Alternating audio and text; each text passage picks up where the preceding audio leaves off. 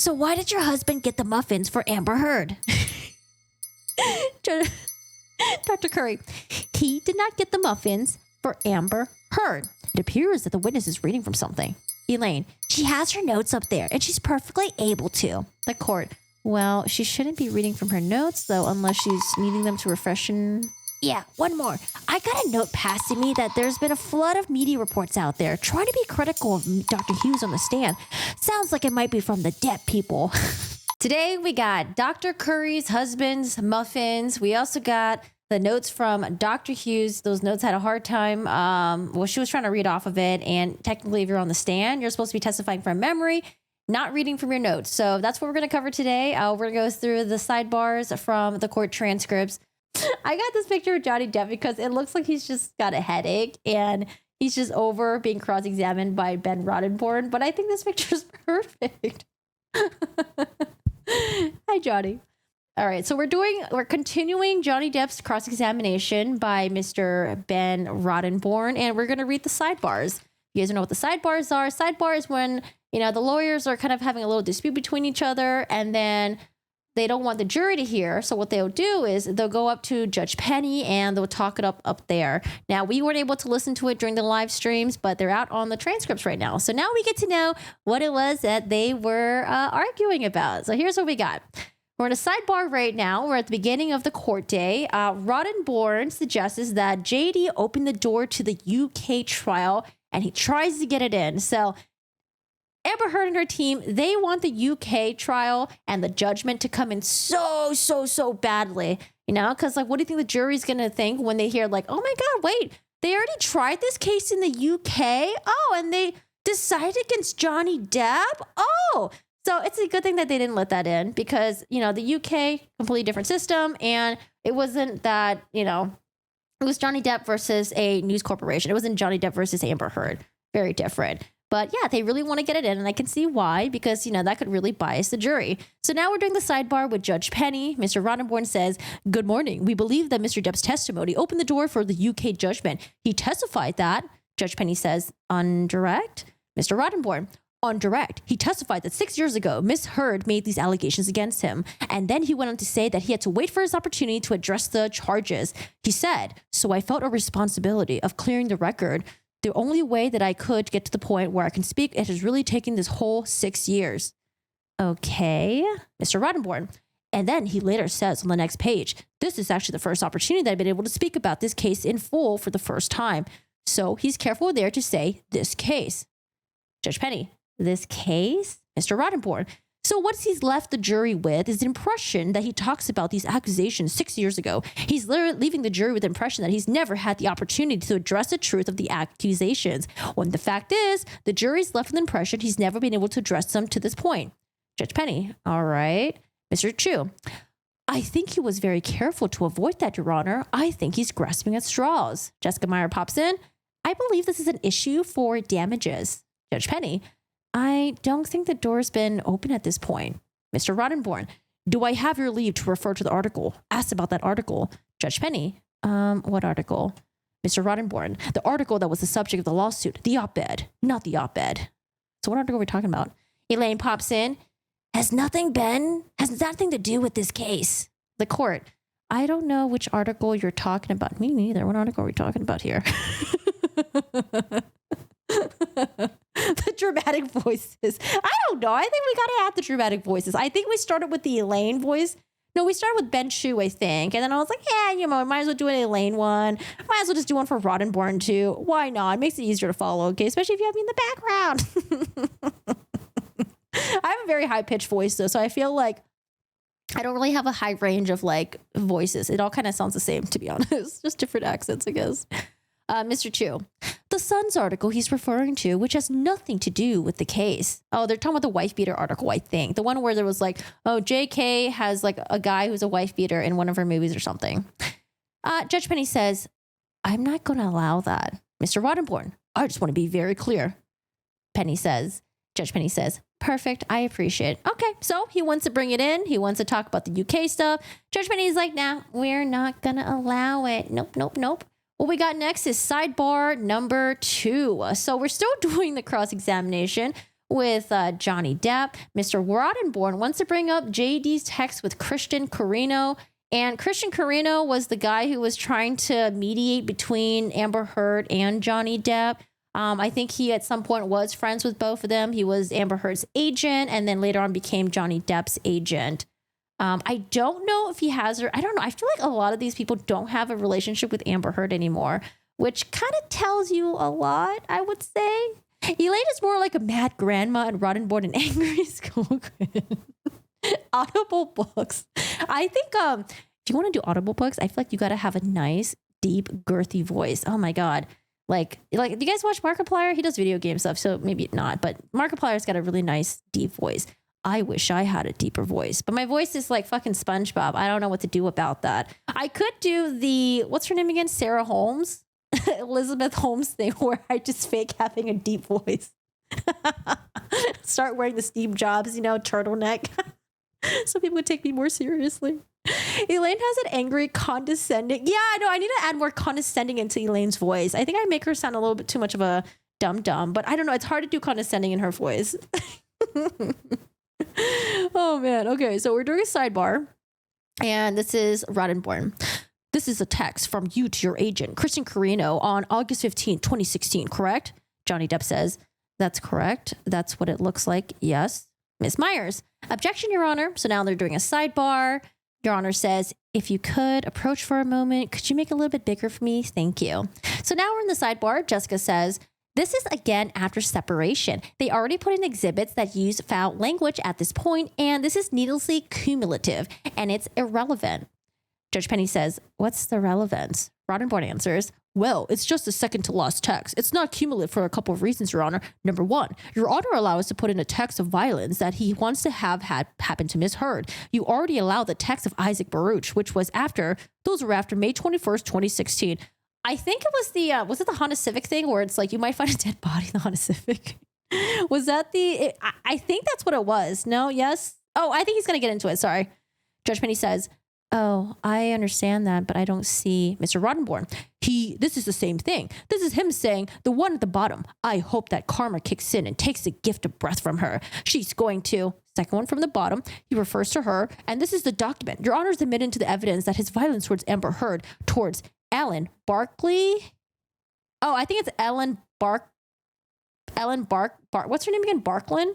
I think Ellen Barklin, the one who did a video deposition that was like almost useless on Friday in the deposition designations. And this is him talking. Judge Penny says, this kind of makes it sound like it's cumulative. Roddenborn answers, this is critical important that the jury see this. This is what he's saying about Amber. I mean, I can understand some of it, not all of it. Obviously, is not relevant. Roddenborn, that one. Judge Penny, one line. Roddenborn, when he says global humiliation. I don't know. I don't know why. When I hear global humiliation, I imagine like Plankton from SpongeBob, just like, just like laughing with like fire in the background. Was it Barkin? Ellen Barkin? Oh, is it Ellen Barkin? You know what? I watched a movie recently with Ellen Barkin. A very cheesy movie with Pierce Brosnan where they were like bank robbers or something like that. And their kid was trying to marry, their daughter was trying to marry like a guy who was like also a bank teller or something like that. I don't know. It was a very interesting, cheesy movie. But I was like, oh, that's Ellen Barkin. I didn't know she was still doing stuff. Oh, is it an old movie? I thought it was new. Oh, maybe it is old. It was on Netflix. Could you read me a Good Time Night story, please? This is good. I love Miss Myers. An underappreciated force. Yeah, Jessica Myers is awesome. I'm glad that they interviewed her and Samuel Moniz and gave them like a little bit of the spotlight. So that's good. Give the associates, the spotlight as well. All right, so we talk about global humiliation. Roddenborn says, he says something like he hopes karma gets the best of her. She will hit a wall hard. I can point to another exhibit right after this, Your Honor. 214. He uses hit the wall hard. He uses the same phrase. That's another reason I want to use that exhibit. Doesn't it say that this is in a particular text? Oh, here it goes. And then the next exhibit I introduce you, one where he says, I think it's 2014. She will hit the wall hard. That is the language of violence. I mean, I think that's just speaking kind of like she will hit the wall hard. I think it's because like at this pace that Amber's going, at the pace that Amber's going, at some point she's going to come to a hard stop and she's not going to be able to advance anywhere. I don't know. Anyways, Judge Penny says, there's a couple, but it's engrossed in a lot of irrelevant information. It doesn't belong in here. So if you want to pick out those two, looks like I'm so funny now. She wants to act this out. She hit the wall. I'll allow that. And then I think there's the one that complicates something. That's about it. Mr. Roddenborn. Okay, well, I'd like to get it in and ask him about those. If you can redact those, just those two. Okay, thank you.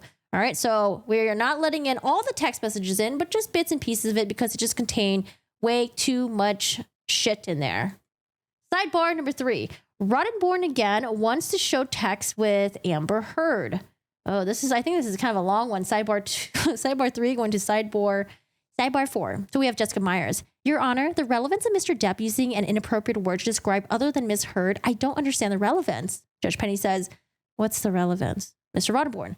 It's the violence that's been. I want to show that he said this. He's already opened the door. And he said such a loving marriage and a relationship with Vanessa, who is Johnny Depp's ex-partner and mother of his children. So at a minimum, it's impeachment. This is the type of, they're hoping he's a classy guy that never erupts. Amber just brought out the worst in him. This is showing that he had a violent thought towards others as well. He keeps saying that he testified repeatedly on direct about his peaceful tendencies and how it was only on Amber. This shows that, I'm sorry to do it, but there's a lot of horrible incidents of, Judge Penny says, it's cumulative. Jessica says, Your Honor, these are words about someone that's not misheard. I don't understand the relevance. If anything, they're offering it for improper character to suggest that because he uses bad words. Judge Penny says, I'm going to sustain the objection at this time. So Jessica Myers says, thank you. Roddenborn goes back to question Johnny Depp. And then we're going to get into another sidebar of, I think we're just going to keep reading it. Yep. So right now he's asking Johnny Depp right now about the relevance. Okay, so Mr. Roddenborn says, Mr. Depp, I'd like you to turn your attention to the middle text on this page, which is a text from you to someone named Ryan A. Do you see that? Johnny Depp says January. They go back and forth, figuring out the date. Is it Ryan Adams, the singer? And there's an objection from Jessica Myers. Mr. Roddenborn says, it's directly towards the state of mind of how Ms. Heard. Judge Penny says, was it that date specifically? Is there something that happens on that date that we need to know about his state of mind on that date? Mr. Roddenborn, I'm not sure he was married, but he was with Ms. Heard that day. He was getting towards the wedding, and this is a man with, Judge Penny cuts him off, but we had so many substance abuse. It's a cumulative nature. Mr. Roddenborn, I know, but that's, Judge Penny cuts him off again. If there's not a specific date tied to it, Roddenborn says, it goes to he testified to the main beef with Amber that she didn't want him to do drugs and he hated her for it. Judge Penny says, I think we get that over the last day. Mr. Roddenborn, I'm going to have to hit him a little bit more. I want to. Judge Penny cuts him off.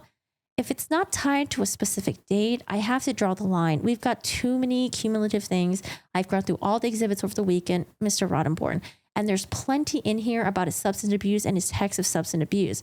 Until you tie it down to a date, Mr. Roddenborn, but it's not only substance abuse, but the violence that grows from that. Judge Penny, this one just says hatred.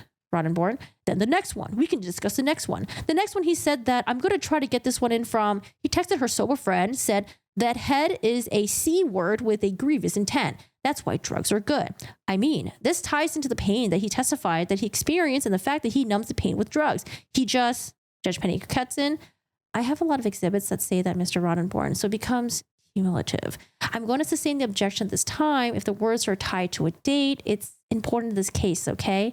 Mr. Roddenborn, we believe that okay. Judge Penny, okay. Everyone says thank you. So Roddenborn, poor Roddenborn, not getting any of the wins in, unfortunately. Now we're in sidebar number 5 where Roddenborn finally gets a win in the sidebar. Judge Asgarati has the patience of a saint. Her poker face and ability to deal with BS is so admirable. I want to see Judge Penny on fire. I'm assuming Judge Penny at some point must have been a lawyer. I would have loved to see her be a lawyer. Wish we could get like footages of that. That'd be pretty cool, actually. All right, so Mr. Roddenborn finally gets a win. Let's see what Roddenborn says in the sidebar. I believe that February 10. You can correct me if you disagree, but I believe February 10, 2016 is the date of the Sweet Sir Kitchen video that we saw. Judge Penny, right? Ms. Myers, I don't believe that date was ever established. I believe Mr. Depp asked you about the date of that, Mr. Roddenborn. Well, you can establish that with Amber. Judge Penny, I'll allow it this time. Again, redacted. Mr. Roddenborn, thank you. All right, so now they're going to talk about the assault on the cabinets with, this is where Roddenborn asks, Mr. Depp, do you remember last week of the jury that saw the video of you, as you call it, assaulting the cupboards in the kitchen on the Sweetser Avenue? And then Johnny Depp says, yes, sir. Very well said. I don't know, man. Johnny Depp be throwing these like little remarks. Like he's so good at it. For a guy who seems really calm, cool, collected, and just like super chill, you know, like a nice guy. He's really good at throwing these like snide little remarks in here and there. Next sidebar we got sidebar number 6. Roddenborn wants to text in, and he gets a win.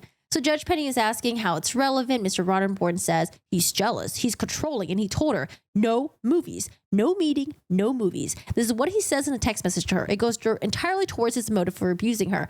We're going to hear from Ms. Heard about this. It's directly relevant. Jessica Myers, Your Honor, this is his view on her. I mean, I don't have the context of this. I don't understand how that. Judge Penny cuts in. I guess it goes to his true nature. I'll allow it. Did you have any other objection to the page coming in, or did you just want the text? No, I want the entire page. All right, just get the identifiers off. Okay, so we're getting the text messages in about, I think Amber Heard was meeting up with someone, was like a coffee meeting or something, discussing movies, and I think they had some sort of agreement that she wasn't going to do that. We didn't really get too much context of it though, but yeah, just text messages that, you know, did make Johnny Depp look bad at the time. Sidebar number 7, Roddenborn brings up JD's children and he wins. I think this one is not really too much of a big thing, but I guess I'll read it anyway. So we're in the sidebar right now with Roddenborn. Again, she's brought his kids into it. He said that they hated Miss Heard. They didn't like her, blah, blah, blah, blah. And that he's testified that no one had a problem with his drinking. He said, no one had a problem but me. And here, the next text I'm going to bring up is the one he says, this is directly contrary to his testimony so far. He says, now, Lily Rose hates me because she thinks I'm drinking, and she's right, but I can't admit it or I die in her eyes. That's entirely relevant because it undermines, Judge Penny, what's the date? Mr. Roddenborn, January 21st, 2014, directly in the middle of the relationship. Ms. Myers, that's not tied to any incidents of abuse. I don't believe he's denied drinking during the relationship. Judge Penny, I'll allow that. We're moving forward at some point. Mr. Roddenborn, I am. I'm trying to go as fast as I can. I have a few more drug things to do. And then Judge Penny, that sounds interesting. Mr. Roddenborn, I'm going as fast as I can. I think I'm less than 30 minutes away. So at this point, you know, this is going to be it's already been a lengthy cross-examination of Johnny Depp. And I get it. Mr. Roddenborn has he's got a lot to cover. And Johnny Depp is, he talks really slow when he answers. And Johnny Depp likes to throw like a little, jabs and snides. So it's probably, making it tough for Mr. Roddenborn. And he's trying to move as fast as he can. But, I think at this point, Judge Penny's like, okay, let's hurry up. Let's move on. Come on. Let's do this. Sidebar number 8. I think it just seems like Judge Penny just wants Mr. Roddenborn to just move on. So they're in the sidebar right now. Roddenborn says, just 3 of these. I'm trying to. Judge Penny, I know, but what's the relevancy as far as what date? Do we have a frame for this? Mr. Roddenborn, Ms. Heard can testify to these. I don't know what the date is, but if he says it's him, again, the court, it's him, but it's not relevant until I get a time frame. If you wait until she gets on the stand, bring these in, that's fine. I'm happy to do that to speed it along. I believe they're all relevant because they all go towards his systematic drug abuse. Well, maybe they're relevant, but that could have been taken yesterday. Then it wouldn't be relevant. That's my problem. She objected to relevance. I have to sustain at the time unless you lay a foundation. So I think maybe there's an audio recording. Was it a picture? Oh, it was a picture. It was a picture of Johnny Depp that Ben Roddenborn wanted to come in. And I wonder what this... I think it's just a picture of him sleeping. This is when Mr. Roddenborn was going through all the pictures of Johnny Depp sleeping because his psycho wife at the time decides to take pictures of him sleeping. I don't know. Maybe initially she took it because she thought he was cute and she was sending it to her friends. Or maybe she took the picture so she could make fun of him. Because I don't remember the context it was when she sent it to her friends. It might have been a mix of both. Like making fun of him and then also like thinking that it was kind of cute that this grown man just like fell asleep after a long day of filming. The ice cream one. Reminding the teacher of the homework vibes. I bet Roddenborn was annoying in school. All right. Who knows? Maybe Mr. Roddenborn is maybe he's the life of the party. People can be very different in their professions, right? All right, so we have pictures of him passed out, ready to speed it along. Roddenborn says, well, he's not going to know when, the court. Then I guess you have to wait until Ms. Heard. Mr. Roddenborn, I have pictures of him passed out on the floor. Jessica, you have not allowed us to lay that foundation. Judge Penny, you have pictures of him this past weekend passed out. They're not relevant. Mr. Roddenborn, I take your point. In an effort to move along, I'll skip through these and we'll bring them through Ms. Heard's testimony. Judge Penny, okay, that'll be perfect. Sidebar number 9. Roddenborn wants to bring in the articles. Oh my God. Okay, this I was actually very confused that they were allowed to do this, but it explains why. Remember how when he was doing the cross-examination of Johnny Depp, he was wrapping up and then he ends up bringing all these tabloid headlines and it's just what is, I don't know what it proves because people can write things about you in the papers and they could be untrue. They could be exaggerated, and these are tabloids. It's not what I was gonna say the Washington Post, but we know what the Washington Post, what they posted. But yeah, they're just tabloid, gossipy shit, right? Okay. So he wants these tabloids in. We're in the sidebar right now. Judge Penny, Mr. Roddenborn. All right. Judge Penny says, if they don't come in, you're just going to use them into what? Mr. Roddenborn. So yeah, Judge Penny, you said that there was an article written, so it's not impeachment. What is it? Mr. Roddenborn. So I'm going to introduce them into evidence. So defamation, we focus a lot on falsity, but the words also have to be defamatory. And the Schaefer case, Virginia Supreme Court case 290 VA 83. I wonder if he recited this or if he had something that he read off of. Because if he recited this from memory, that's actually pretty fucking impressive. But I don't know. Maybe he has a piece of paper that he's reading off to Judge Penny. Says that defamatory words, you have to have the defamatory staying. Defamatory words are those tending so to harm the reputation of another, to lower him to the estimation of a community, or to deter a third person from associating with him. And then they go on to describe the nature of that. The court says, we have stated that defamatory language tends to injure one reputation in the common estimation of mankind, to throw contumely, is that a word? Shame or disgrace upon him, or which tends to hold him up to scorn, ridicule, or contempt, or which is calculated to render him infamous, odious, or ridiculous. He must have read that off something. So this goes directly towards the elements that they have to prove in order to win the case. That not only were the statements false, that they have a defamatory sting. And so the fact that all these articles, a drop in the bucket, that these were out there, what I propose to do is to get him to admit that these headlines is not hearsay. It's for his reputation, what the public knew, whether true or not. I just like to go through them, so that's why I give them all to him at once, so we can move expeditiously through this. I will say one of them is a headline or the subject of the UK suit. I don't plan to emphasize on that. Judge Penny, I don't see how they can get into evidence. Maybe if you ask him. Mr. Roddenborn, I'll ask him about it. I don't need to get them in, but I would like to go through and get him to acknowledge that as of the date, an article was written that said why. And if they don't come into evidence, that's fine at this point. I think that's very relevant under the Schaefer case. It goes to the heart of what he has to prove. Jessica Myers, Your Honor, most of these articles have absolutely nothing to do with the defamatory statements that were made in the op-ed, which is that he is an abuser of a woman. These are completely irrelevant. Mr. Roddenborn, doesn't matter. Jessica, this goes completely different aspect of reputation. That's not an issue in this case. Mr. Roddenborn, doesn't matter. Its reputation as a whole is that the Supreme Court says that you look at it, or is to, in quotations, or intending to harm the reputation of another as to lower him in the estimation of the community. When you look at that, end quote, when you look at that, these communities, these articles, something by Ms. Heard saying, 2 years ago, I became a public figure representing domestic abuse, is a lot less likely to have any impact. No. And now, having people write articles about Johnny Depp versus having his ex-wife come out and say that she was a public figure representing domestic abuse, that's very, very different. Because one is coming from the ex-wife and one is coming from people who just, write fucking articles, right? She did it to laugh at him. I can imagine, let's talk a couple taking a picture of each other while sleeping to kid each other in a more loving way. Yeah. I used to take pictures of Dennis too when he was sleeping. Like back in the day when he would drink and pass out. It was just funny because sometimes when people get drunk and they pass out, or they just pass out because they're so fucking tired, they sleep in really funny positions. It's probably best you wake them up and correct them. Because, I feel like now you're in your 30s and plus, bro, you can't be sleeping like this anymore. Okay, you wake up, your neck is going to be completely fucked for the next couple of days. Ugh. All right, so Mr. Roddenborn, they're not hearsay. They're not offered for the truth of the matter asserted. Judge Penny, but they're offered because you're saying they ruined his reputation.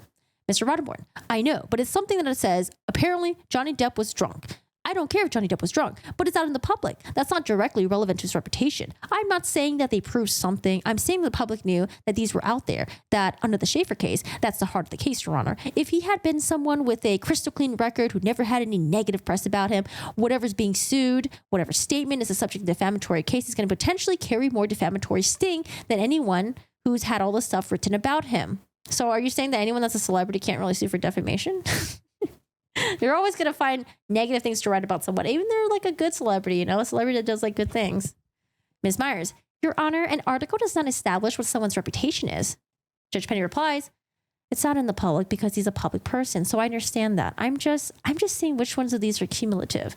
Mr. Roddenborn, that one, the one that you're looking at. All right. Judge Penny, none of them come into evidence, but you can ask him about it. Mr. Roddenborn says, thank you. Judge Penny asks, and you're just doing the headlines? Mr. Roddenborn, yes, nothing more. Judge Penny, and the dates, I assume? Mr. Roddenborn, and the dates, yes, Your Honor. Judge Penny asks, the date of the op-ed again? December 18, 2018. I think we already did this one. We did. I'll take it out. You want to see the ones? Yeah, okay. If you want to switch stacks with me, I can. If you want to make sure. Okay, so they're going back and forth a little bit. Jessica Myers says she's going to maintain her relevance objection. Judge Penny says, it's reputation of the public person, so that's not in public. That's not coming to evidence, but he can question about it, and you can direct about that as well. I just want to make sure. Roddenborn says, Your Honor, with this one, I propose to read the title, but then the subtitle as well. Judge Penny says it's fine. They're making sure what he can read, what he can't read. They're going through that right now, and that is the end of sidebar number 9. Oh my God, it's getting hot in here. We're going to hop on over to sidebar 12. Sidebar 12, Elaine complains about the audience. This is when, so at some point, Elaine goes to Judge Penny and she actually talks about the Depp people. The Depp people. I don't know. Does she consider us the Depp people? But she's talking about the Depp people, I think, about how the audience, or no, was this the one that she's talking about the Depp people? At some point, though, she brings up the Depp people, but maybe not this one. So she goes to Judge Penny and she's like, hey, Judge Penny, you know, the audience, you know, they're being a little bit rowdy. And it was probably because a lot of them were laughing at the jokes that Johnny Depp was throwing at Roddenborn. And they're probably laughing at the exchange between the two of them. That must have been really hard for Roddenborn, though, because imagine you're doing a cross-examination of a very high-profile celebrity guy. And, you know, you're just doing your job. You're doing your best. And then people in the gallery are just like kind of laughing at you because, you know, Johnny Depp is a very charming person. He's a lot of charisma. And I don't know. It must have been hard for him to focus. Hey, oh my God, look at the little cute kitty. LA, thank you so much for the 5. I appreciate it. LA says, I'm so excited that you're doing sidebars. I'm glad I finally made it live. You're awesome. Thanks for your hard work. Thanks, LA. Appreciate it. What's your cat's name? He's so cute. I really want to get a cat. I keep telling everyone, but I don't know. That seems, but I recommend please get pet insurance because, you know, there are some people that can't afford to pay 5, 7, 10 grand for care, for surgery. And it's a decision between that, having your pet suffer, and then, you know, you having to put your pet to sleep. So, you know, if you can, please get pet insurance. So I told Steve, I was like, Steve, I'm not going to forget your birthday this year because I always forget his fucking birthday. I know Cheryl's birthday because it's on 4th of July, but I always forget Steve's birthday. And I told Steve, I'm not going to forget your birthday this year. And then he passes away. And I was like, okay, Steve, I'm so not going to forget your birthday. So yeah, I don't know. Hopefully he hears me. All right, guys, good segue. Always love talking about pets though. I don't know. When you're grieving, the best thing to do, honestly, in my opinion, I mean, at least for me, is just to talk about them and talk about all the good memories, you know? All the good memories. Okay, so we're at sidebar number 12 where Elaine is complaining about the audience. This was after Johnny Depp was giving his testimony. And thank you so much for letting me go on a tangent for like 15 minutes. Oh my God. Sorry, guys. All right, so Elaine says, Your Honor, today the audience has been much more rowdy. Judge Penny, I'm trying. Yeah. I mean, I should probably say it in a more enthusiastic way. I don't know. Elaine, and I know Your Honor has, and they've been, perhaps Your Honor can say something in addition to it, explaining to them a little bit. And I think they can be admonished too. Judge Penny, well, if I could get, I was waiting for objections, honestly. I'm not going to. Oh, that's what we should do? We weren't what to do with that. Mr. Roddenborn.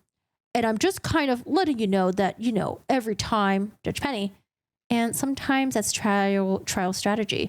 So I don't want to say anything. I don't want to interject myself in either one of your cases unless you object to something, except if it gets too loud. Elaine. And I know that has been impacted the jury also. They laugh when they laugh. Judge Penny. Right. Yeah, I'm not going to say, I think they get it. I'll do it again if I think there's an issue. Elaine. Okay. Mr. Chu. Yeah, I don't think he's planned anything distracting. Judge Penny. I don't know. I mean, he had some comments that if there was an objection, I would have addressed it. Elaine. Okay. Thank you, Your Honor. Judge Penny. Okay. So everyone says thank you. Thank you to each other. Obviously, Team Heard, they're not happy that the audience was laughing at Johnny Depp's jokes, and it does make them look bad, especially in front of the jury. But Judge Penny says she doesn't usually interject unless, if someone wants to object, then she'll say something about it. But otherwise, she doesn't really get in between the two of them. And this totally depends on the judge, by the way. Depends on the judge. I've seen judges who will reprimand someone right away. And I've seen some judges who kind of just chill and they don't really do too much unless, someone has an objection. Yeah, I don't know. I totally made Elaine sound like a smoker just now. I don't remember how I did Elaine's voice. I don't think Elaine smokes. I don't know. Maybe she does. Okay, sideboard number 13. We now have Johnny Depp is no longer up on the stand. We now have Mr. Ben King. You guys know who Ben King was? He was the one that had to deal with the aftermath mess of the whole Australia incident. Ben King right there. Hello. Polished gentleman. And we loved his accent. So Ben King, what do we got here? House manager, Australia incident, something about hearsay. So Ben King is being direct examined by Samuel Moniz, who is one of my favorites. He's like an underdog. And Mr. Nadehoff is going to take care of the cross-examination. The judge. I don't know what he's going to say, so I'm not sure. Mr. Nadehoff. I think he's going to say indiscernible. I'm just going to say da-da-da-da-da for just indiscernible, I guess. Like blah, blah, blah, blah. I don't know. What should I say? Should I just write indiscernible? Indiscernible. I hate that word. It's so hard to pronounce. Judge Penny. He was told that. Mr. Nadehoff. He was told by Depp's agent, Depp's assistant, that da-da-da-da. If it's not offered for the truth, what else would it be? Samuel Moniz. Yeah, it's just being offered for the fact. And that is what he's going to say, I think, is that he was informed. He told her on that basis. He was bringing wine. He understood that he wasn't bringing wine to Mr. Depp. I was just going to explain the understanding of the context. Mr. Nadehoff, Your Honor, it's hearsay. Judge Penny, still hearsay. Thank you. All right. So hearsay, we got a win for Amber Heard team. And I think, do we get into the wine stuff? Oh, do you guys remember Amber Heard apparently Amber Heard had a very expensive wine habit. I think didn't they say she accrued a bill of over like a couple hundred grand, or was it just over $100,000? I don't know. There was some Spanish wine that she loved that was like $500 a bottle or something like that. All right, sidebar. Sidebar number 14. This is when things start getting kind of not ugly in trial, but ugly, in the incident that they're talking about. So again, it's Ben King in a direct examination. And this is after the finger incident. The finger incident was when Johnny Depp said that Amber Heard threw a giant liquor bottle at him and it cut the tip of his finger. And this is the part where Ben King is, he arrives there, I think, with Johnny Depp's bodyguard and maybe even Dr. Kipper. And they're trying to find the finger. They're trying to find the finger so they can bag it up and bring it to the hospital. And hopefully they can attach the finger back. So we're in the sidebar right now. Judge Penny says, the question was, what did you do after you spoke with Dr. Kipper? Let's get that straight. Samuel Moniz. Understood, Your Honor. Mr. King just searched the house for the finger, so he's just going to say he was told he needed to look for the finger. It's not being offered for the truth. It's just being offered to explain why he was going around looking for the finger. He's not going to testify he was told at this point how it was lost. So it's not being offered for the truth. It's purely the effect of the listener. Mr. Nadehoff says something that we don't understand. I don't know. I guess like the court reporter, maybe Nadehoff, and you know what? It could be that Amber Heard's lawyers are a little bit further from her, and that's why she can't really hear. But we get a lot of indiscernible from Nadehoff and Rodenborg. Samuel Moniz, definitely not hearsay, Your Honor. It's simply being offered to explain why he was going. Judge Penny, if he starts saying something about Johnny, we know what he's going to say. Mr. Moniz, he's going to say he was informed that he needed to go find Mr. Depp's finger. Judge Penny, okay, not the reason for it. Mr. Moniz, he was not informed of how he lost his finger. Judge Penny, I think that's fine. Okay. So at this point, they're going to the testimony where he's trying to find Johnny Depp's lost finger that was cut off. Now we have 15. Ben is being crossed by Nadelhoff. Oh, regarding the Jerry Judge recording. You know, the thing that I thought was bizarre was that Amber Heard kept talking about Jerry Judge, and it seemed like Jerry Judge and Johnny Depp had a very close relationship. You know, Jerry Judge probably loved the shit out of Johnny Depp. And Amber Heard would try to use Jerry Judge to back her story up. Like, I think, by the way, at this point, Jerry Judge has already been deceased. I think he passed away. Was it like cancer or something? I don't remember. But I remember there was one incident where she was like, oh, well, Jerry Judge saw me crying and he came up to me and asked if I was okay. Like, I don't know. I just felt like she was trying to use someone that was already deceased to back up her story. But like, there was no way to really get Jerry Judge's side of the story because he already passed away, you know, and she kept trying to bring up his name. Yep. Hearsay from Jerry. Yeah. I remember I noticed that a couple of times where I was just like, I don't know. It just seems very, I don't know, shady, I guess. Shady. All right, so we're trying to bring in the Jerry Judge audio. So there's this, I think it's like a 5-hour audio. I don't know. Oh, I think it was a 5-hour audio that Amber Heard recorded.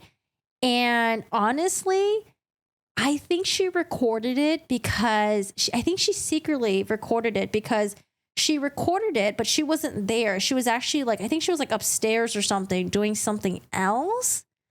I don't know if I'm remembering this correctly. You guys let me know.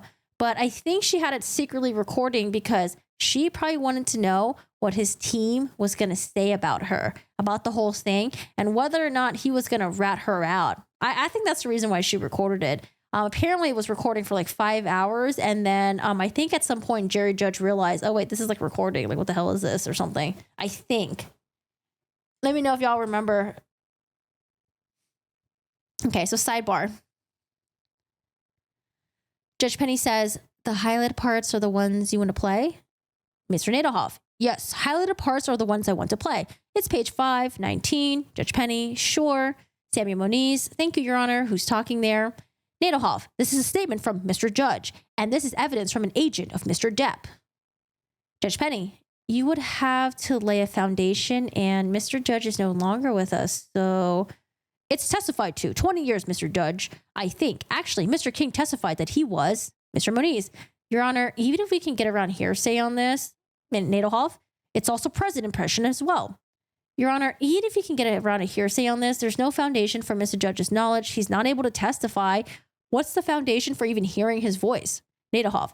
I can ask if it's his voice. Samuel Moniz. Regardless, there's no foundation for Mr. Judge's knowledge, and it's still hearsay.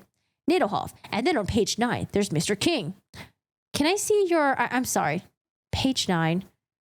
Who is Jay? That's... Oh, Jerry Judge. I mean, Your Honor, this is all... Mr. Nadelhoff.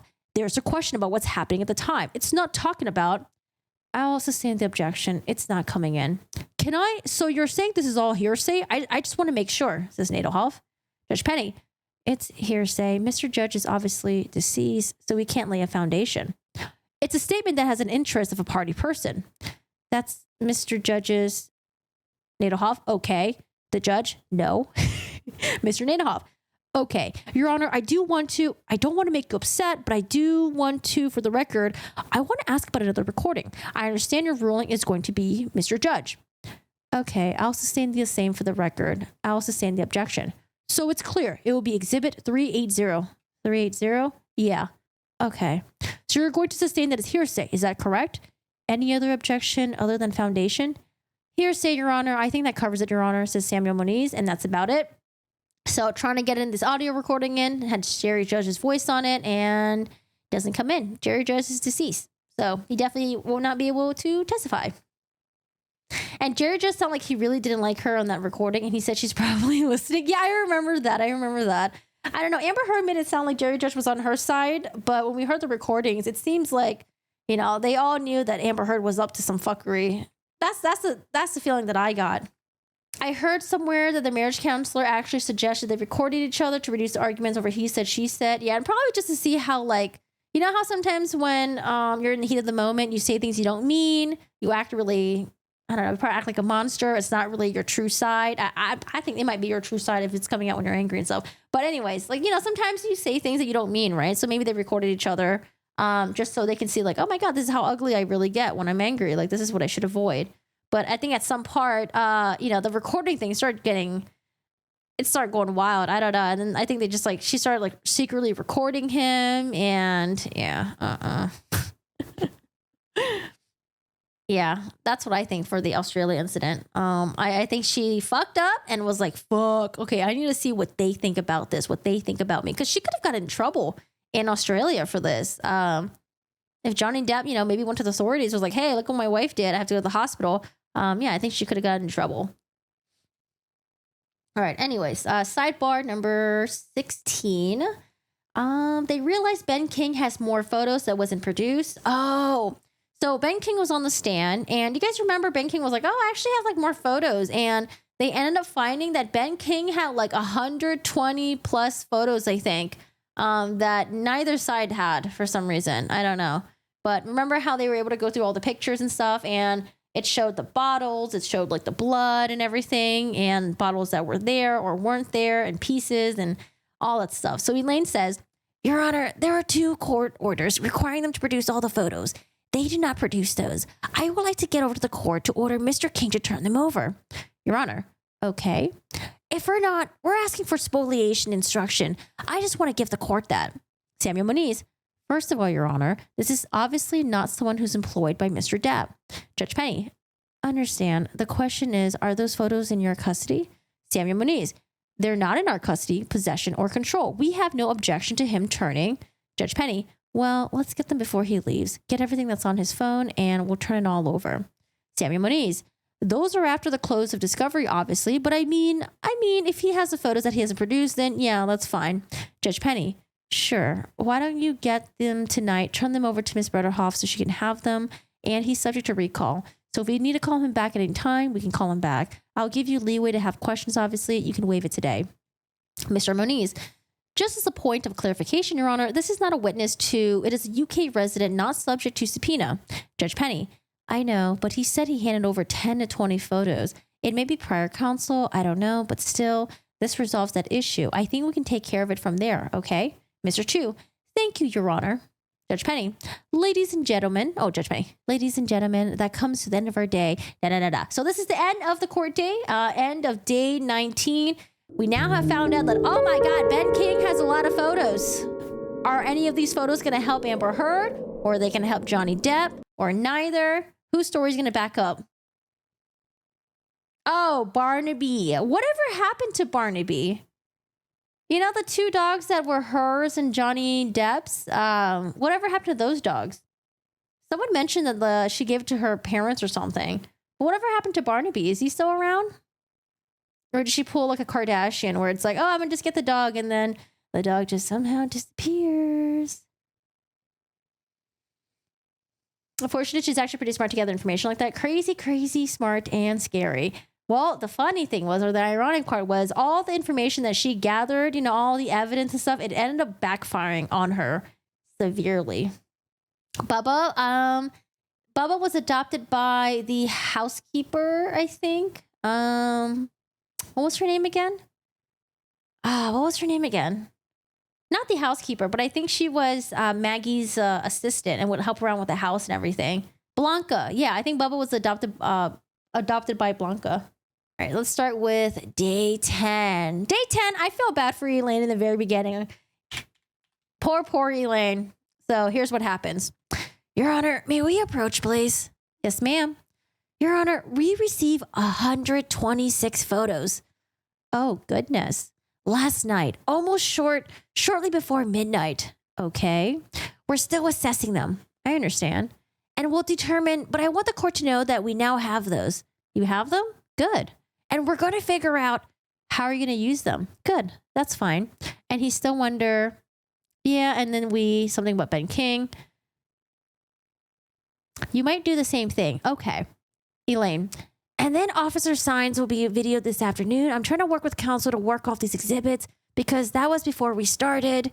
working with those, Your Honor, and we're going to see if we can get those figured out. If there's anything we disagree on, da da da da. So she's just giving Your Honor an update. I don't know if she really needs this update, but I think Elaine is just trying to tell Judge Petty, hey, look, these motherfuckers gave me 126 photos and it was right before midnight. I got no sleep last night, Judge Petty. I know you can't do anything, but I just want to tell you anyways, Judge Petty.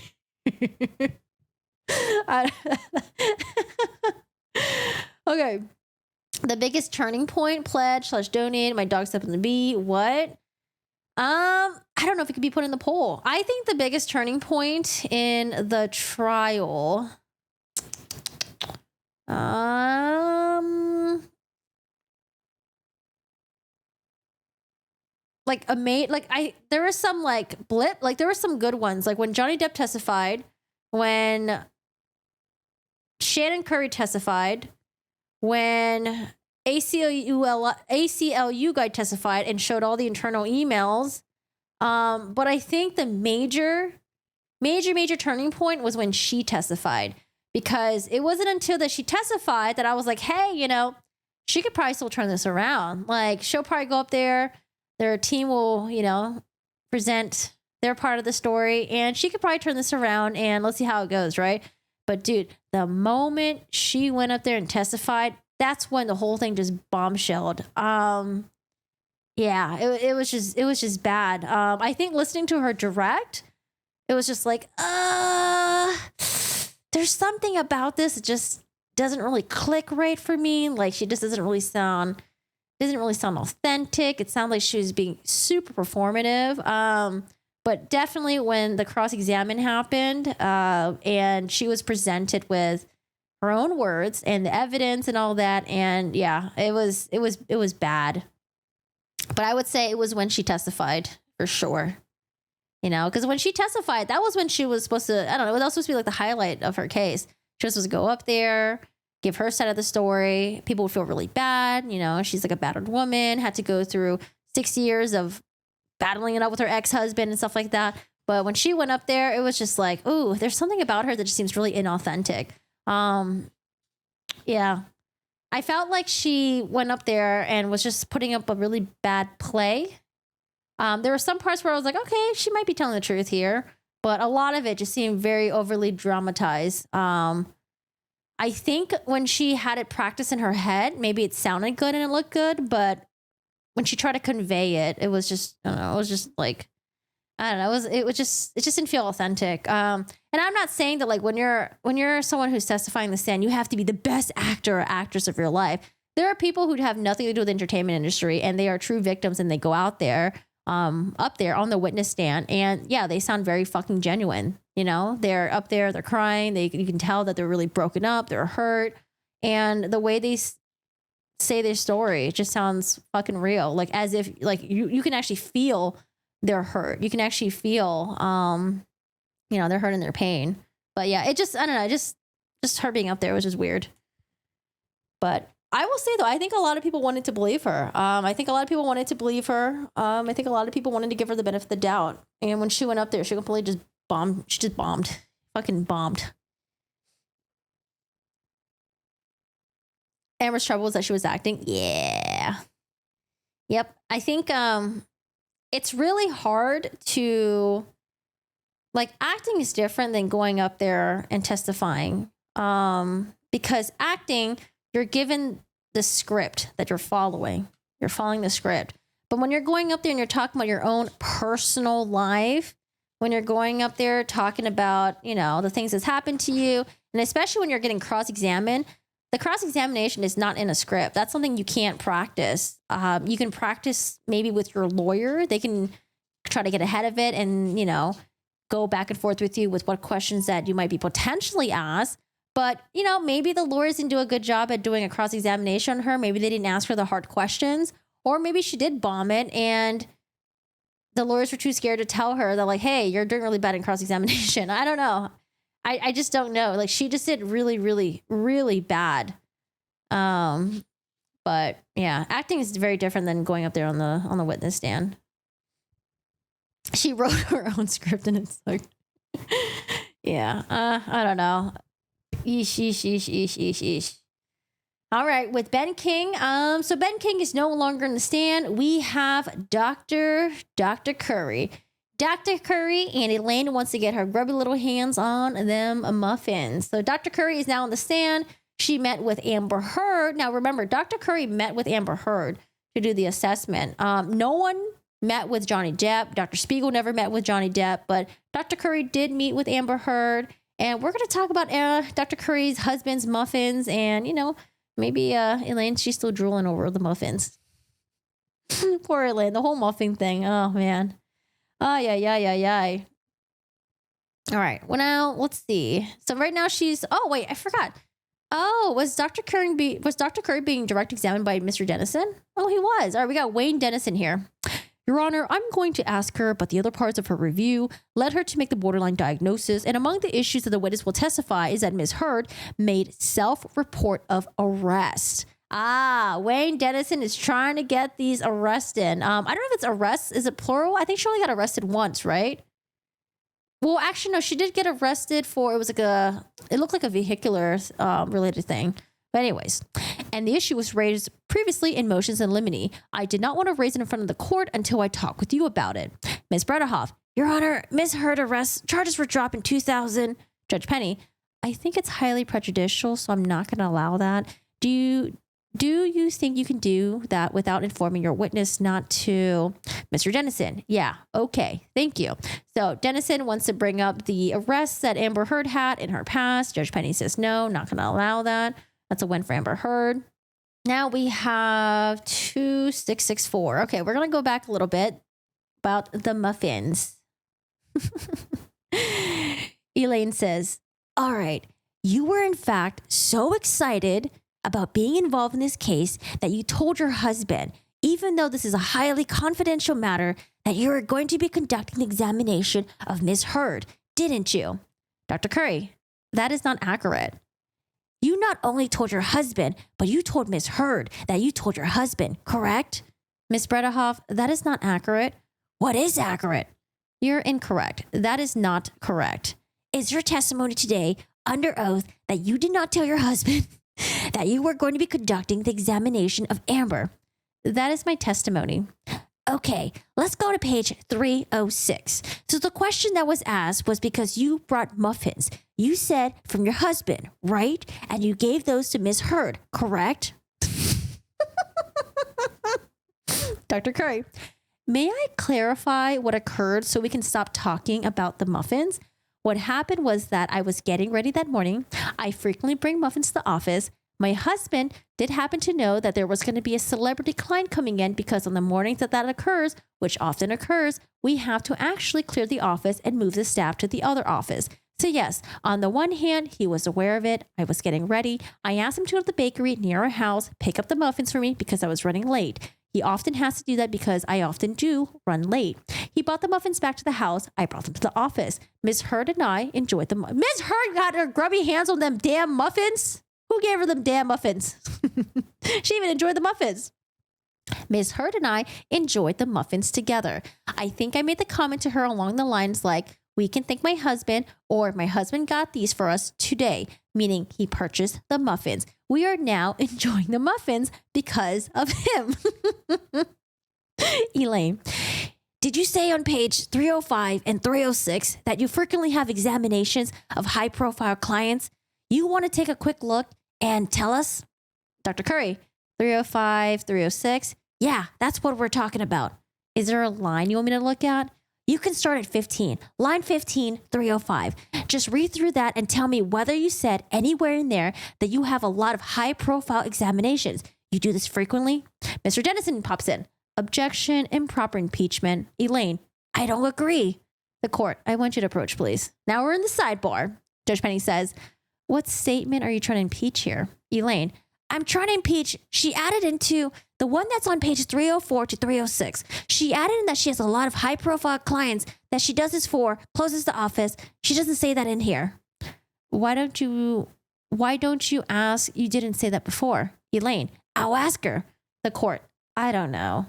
Elaine, It starts on page 305 and then her answer's on 306. She doesn't say there that there's a lot of she does say there that she sees a lot of high profile clients. She added in there. She added that she has many high profile clients. So Elaine's just repeating herself. And I don't know. I feel like Judge Penny doesn't like when people repeat themselves because Judge Penny, she's like, you know what? You only need to say it once. I got you. I got it. Okay. You don't need to repeat yourself. But Elaine's the type of person who will probably repeat herself over and over again until she hopefully gets her way. Mr. Dennison. The way to answer the question exactly the way opposing counsel suggests. If she wants to ask the question about whether you said that before, Elaine, Judge Penny, you mentioned that. Elaine, I will. Judge Penny, okay. So now Elaine goes back. So why did your husband get the muffins for Amber Heard? Dr. Curry, he did not get the muffins for Amber Heard. Okay. He knew you had a high-profile client and you're preparing for a very long time, and you asked him to pick up the muffins. I asked him to pick up the muffins for me, yes. Okay, now would you agree that domestic abuse can be verbal? Absolutely, yes. So thank God at this point, Elaine pivots and stops asking about the muffin because she's probably like, okay, where am I going with the muffins? You know what? Let me just pivot and make it seem really smooth so they don't make fun of me and Amber Heard doesn't get mad at me. So muffins. Getting past that. Sidebar number 3. Elaine asks a horrible question. Dennison couldn't follow. Oh, but then Elaine withdraws. Okay, poor Dennison. Dennison. All right, what's the question that Elaine decides to ask? Elaine says, Okay, and he also testified that he did not diagnose Amber with borderline personality disorder. Do you recall that testimony? He also testified that he doesn't use diagnosis. But yes, I do recall that, says Dr. Curry. And do you recall that it was in those words were in his notes, but he said he had written that down, but then he discounted it and then determined that that was not correct for her? Dennison, objection, Your Honor. The court says, do you want to approach? The court says, yes, sir. Mr. Dennison, so many elements to that question that I couldn't follow it. Elaine, I'll withdraw that one. Judge Penny, okay. Poor Dennison is like, what the fuck is Elaine saying? What is she trying to say? Sideboard number 5. What if any? Dennison. Dennison is good too. I like Dennison. Dennison, the Grand Wizard. Oh wait, no, what did you guys say again? Who was the Grand Wizard? You gotta do a sassier voice for Dennison. Oh, Dr. Curry. I do have a picture of Dr. Curry. I'm sorry. I forgot to change it. All right, Mr. Ben King, you are gone. And this is Dr. Curry and Elaine giving her a headache. I'm sorry. It's right here. See Dr. Curry's face? She's like, what the fuck are you going on about, Elaine? The muffins! The muffins, Dr. Curry! The muffins! Why did your husband bring the muffins? Okay, she's right there. Love you, Elaine. All right, sideboard number 5. Elaine crossed with Dr. Curry, confused what Elaine is trying to do. All right, there's some confusion here. So Elaine asks, okay, you cannot testify whether Amber Heard suffered any emotional distress as a result of the defamatory comments that she has alleged Mr. Waldman made through Mr. Depp, correct? Dr. Curry, what I can testify is that there was no indication of a decline in psychological functioning, showing any injury since she's been with Mr. Depp. Elaine, you cannot testify one way or the other on that, correct? Your Honor, may we approach? Now we're in the sidebar. Your Honor, she was specifying prohibited from... Your Honor... Oh, wait, this is actually pretty funny. Your Honor...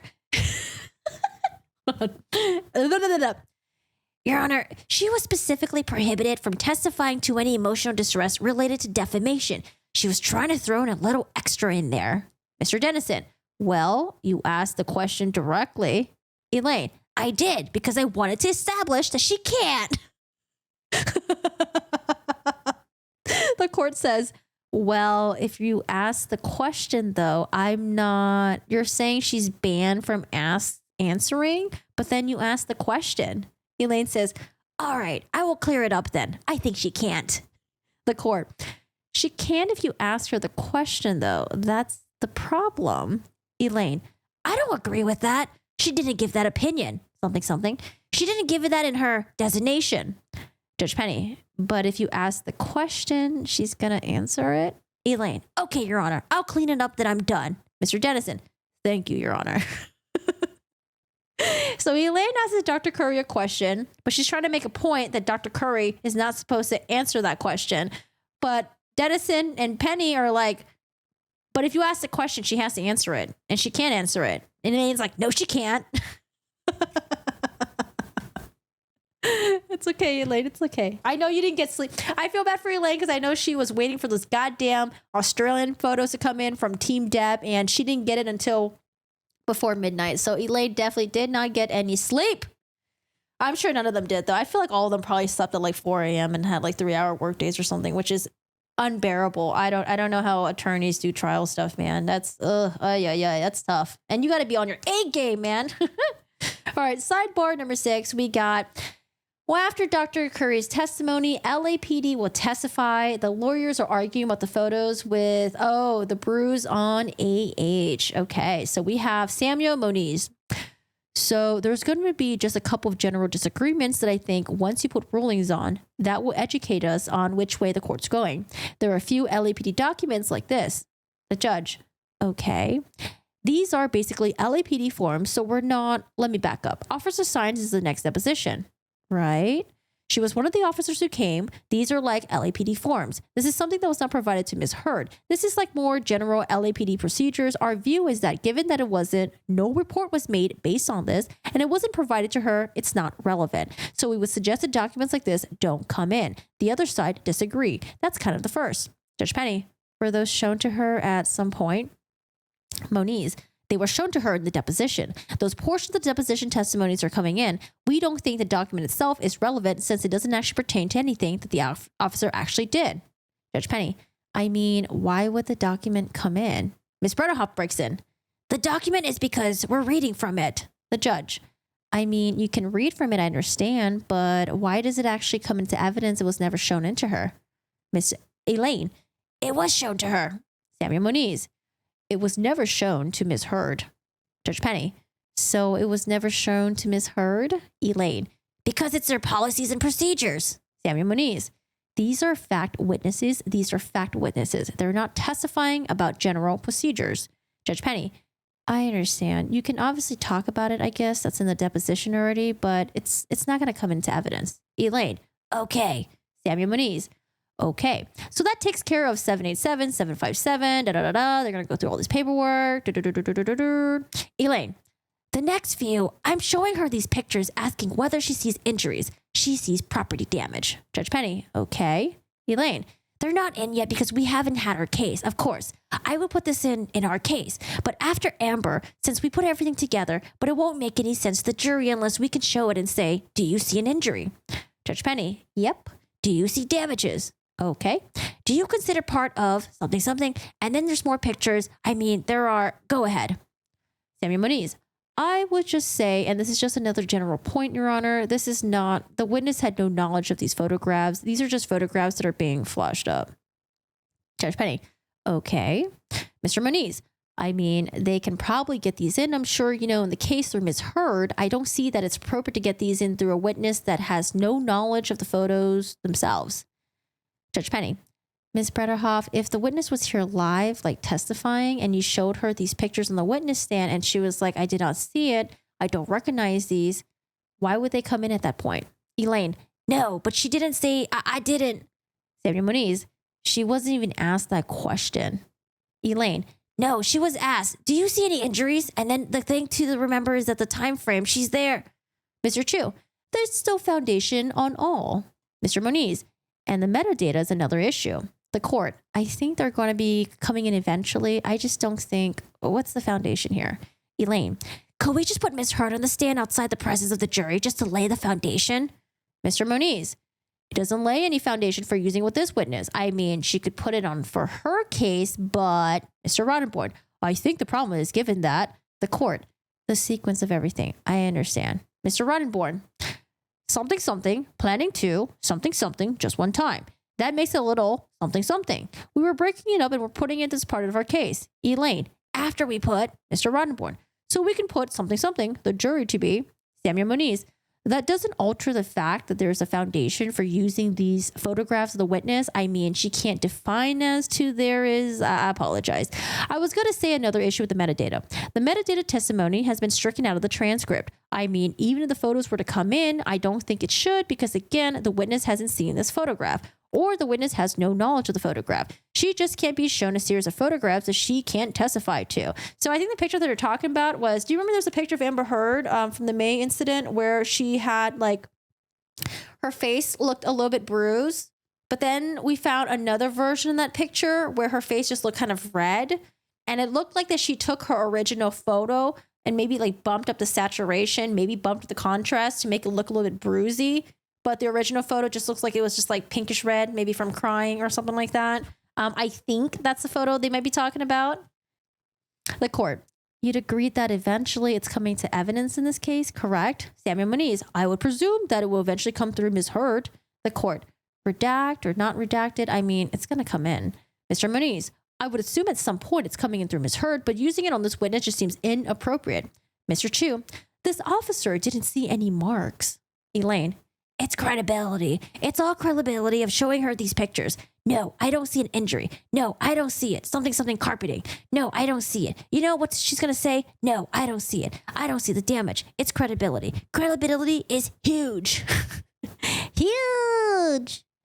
Judge Patty, well, I understand. And in closing arguments, I'm sure you're going to put these pictures up and say the officers didn't see anything on those photos. Samuel Moniz, I mean, Ms. Heard can testify as to the photos. She is an expert who can opine as to whether or not it's an injury. I don't see why she's using it with Mr. Roddenborn. To your point, Your Honor, that's exactly why the pictures need to be coming in now. Otherwise, the jury is not going to know what Officer Sanz is talking about. In closing, when the officer says she didn't see anything in these pictures, they're going to have no idea. Elaine, and they're not going to know which pictures. Mr. Moniz, they don't need to know from the officer. Ms. Heard can testify to the extent that she's able to testify this picture was taken this date. This is what I look like. And that's the way to get the testimony in, not by asking an officer an abstract. Do you see an injury on this photo that you've never seen before? Mr. Roddenborn, which we will be able to do this except these after Judge Penny. But this officer is the witness coming but this officer is their witness coming in this, their case. Elaine, she's our witness too. So we have a designated testimony. We have more designated testimony than they do. Samuel Moniz, I mean, it doesn't matter who designated more testimony. It doesn't make it appropriate for this witness. Ben Chu, she didn't see any of this. Mr. Moniz, I just don't see how you can raise that with this witness. Elaine, we didn't ask that question. We asked her if. Judge Penny, right, but I mean, it wouldn't have come into evidence with this witness in your case. It had already been in with the evidence with your client, is what they're saying. Elaine, then we would put it in front of us. The court, I understand, but I have to sustain your objection at this time. Benchu says, thank you. Judge Penny says you could bring it up again in closing arguments. Everyone says, thank you. Elaine says, so the incident we talked about comes in before? Mr. Moniz, I think that's the only exhibit. They're talking about exhibits for a little bit. Elaine says, can we put that on the screen? Mr. Moniz, we can do that for you. If I miss it because I'm working over there. Judge Penny, are there redactions that need to be done on it? Mr. Moniz, I think, well, can you make sure that we have the copy actually? Because I'm a little concerned. Elaine, I actually gave you that copy. I gave that this morning to you. Mr. Moniz, did you give that electronically? Because I don't want to be publishing something with something unredacted that should be. Elaine, I'm almost certain, but I'm pretty sure we can get. Mr. Moniz, is it important to play this? And I'll defer to you on this, obviously. Is it important to play this? Understanding it's coming into evidence. Does it need to come to evidence during deposition? Elaine, I think it will be helpful because we're talking about the incident. The court, we'll just have to stop the deposition since it's not split. Mr. Moniz, understood. Can you, on the off chance that I miss it, can you just make sure to, Elaine, I'll tell you what. I'll tell you where it is. So it is 247.52. So they're talking about exhibits or blah, blah, blah. All right, going back in. Woo! All right, that is it for day 10 for Dr. Curry. Nothing eventful really happens on day 11. We have the LAPD testimonies, I believe. I think they have 4 depositions? I forgot. Some of them were depositions and some of them were actually like video testimonies, I think. I just don't remember. There was just a lot of sidebars discussing the exhibits, but we're going to fast forward to Day 12. Day 12 is with Ed White, the business manager. All right. Day 12 is where we start talking about the expensive wine bill that they say that AH incurred while she was in a relationship with a Johnny Depp. I'm going to zoom in a little bit. So now we have Ed White, the business manager. Ed White. Oh, this is Ed White. Oh, why is it zoom in like that? Ed White did really good on the stand. Mr. Ed White. I'll put him right here. Yeah, we're done with Dr. Curry's testimony, but we are going to get into Dr. Don Hughes today. Dr. Don Hughes and her notes. All right, sidebar number 1. What do we got for sidebar number 1? Roddenborn Foundation. He hasn't involved in these conversations. He hasn't established that he was Mr. Dennison. He just testified that. Mr. Roddenborn. He just actively involved, but he's not actively involved in talking to Ms. Heard, the court. Did Ms. Heard tell him that, I guess, is the question? Mr. Dennison. No. Ms. Heard negotiated these things through agents, lawyers, and he dealt with their lawyers. The court. I understand, but I mean, if he didn't get it directly from her, then I'm going to have to sustain the objection. Mr. Dennison. I'm sorry, Your Honor. I didn't hear what you said. The court. I'm sorry. If he didn't get directly from Ms. Heard, I have to sustain the objection. Mr. Dennison. Even though the lawyers were involved? The court. Because he's not a lawyer, I mean, you can get into his understanding, but not the quotes of what she said. Oh, shit. I was supposed to skip this one. All right. Sorry. Here comes the wine part. Wine part. We have Roddenborn. We're doing a sidebar right now. Roddenborn says, what's the relevance? All right. Mr. Dennison. I'm laying a foundation. I'm going to tell you he paid the wine price. Judge Penny. What's the relevance? Mr. Dennison. There's some evidence in this case suggesting in this case that Mr. Depp was going through $30,000 a month in wine. And Judge Penny. Okay. And the direct evidence of that on Mr. Roddenborn. That's evidence from the court. That's all right. I'll overrule the objection. Mr. Dennison. Thank you. So now we're in open court and Dennison asked the business manager, I think where we left off is I asked you how you are familiar with 2020 wine merchants. And if that's not what I asked you, that's what I'm asking you now. Ed White answers, 2020 is a highly recognized purveyor of wine in Los Angeles along with other companies. Mr. Dennison, what involvement, if any, did you have with 2020? Ed White, I satisfied the liabilities that Mr. Depp incurred, which at the dissolve of the marriage was approximately $160,000. Mr. Dennison, do you continue to pay for Mr. Depp's wine bill? Mr. Ed, yes, I do. We pay all of his obligations, but his wine bill has shrunk to virtually zero because he does not consume that much in way of wine. He made a few gifts around Christmas time, but his wine bill has gone to virtually zero. Dennison asks, are you familiar with the Spanish wine known as Vega Sicilia? Ed White says, yes. How are you familiar with that? I know that's a very expensive wine, and that I know Ms. Heard enjoyed drinking the wine. How much does it cost? The cost of the wine is approximately $500 a bottle. Were you ultimately charged with paying for the wine that was served on at the birthday party on April 21st, 2016? Ed White says, yes, I was. That was her birthday party that I think she had a birthday party and then she was pissed that Johnny Depp showed up late or something. All right, sidebar number 3. Mega Pints all the way. Mega Pints all the way. Okay, Ed White crossed by Ben Roddenborn. So what do we got in the sidebar? So now Ed White is being cross-examined by Ben Roddenborn. We have an objection. Mr. Dennison, I don't have any issue with him coming in, but I want to make sure they're appropriately redacted. The court, well, that's what he was going to say. Mr. Roddenborn, I wasn't even going to publish them. The court, he said he wasn't going to publish them. You guys work at the redactions. Mr. Dennison, we'll work it out, but we're talking about extraordinarily sensitive material. All right, so understood. Redactions. Sidebar number 6. Sidebar number 6. Now we have Malcolm Connolly, bodyguard, direct examination by Samuel Moniz, and he's going to be testifying about JD's injury. So let's get Ed White off the screen. Oh, is he Irish? I think he's Irish. He's got a really heavy Irish accent. He was a funny guy. All right, Malcolm Connolly did a video. Akita, right? Yeah, Akitas are cute. I think they're really big. So we're going to talk about JD's injury. So Mr. Nadelhoff says, I don't think it's relevant if he can't describe that it came from Amber Heard. He's just describing injuries, vague scratches. I mean, he's already said he's never seen. Scratches from 3340. Let's see. Okay, so I think he saw when he arrived at the apartment. Oh, that's right. He arrived at the apartment. I think something about sodas being thrown at each other or something, or she threw a soda at him, or was it a remote controller, a lighter or something? I don't know. And then he said that he saw like scratches on his face or something like that. Okay. So Nadehoff continues saying, I mean, he's already said he's never seen Miss Heard be physical. So now he's just going to describe just scratches. Samuel Moniz. Whether or not Mr. Depp has injuries corroborates Mr. Depp's accounts of physical violence. Mr. Nadehoff. I think it outweighs. If there's no relevance, you can't. Mr. Moniz. It goes to domestic violence. I mean, it's Judge Penny. I'm going to allow it, but you can cross-examine on it, okay? Nadehoff. Okay. So they're going to let him talk about the injuries that he had.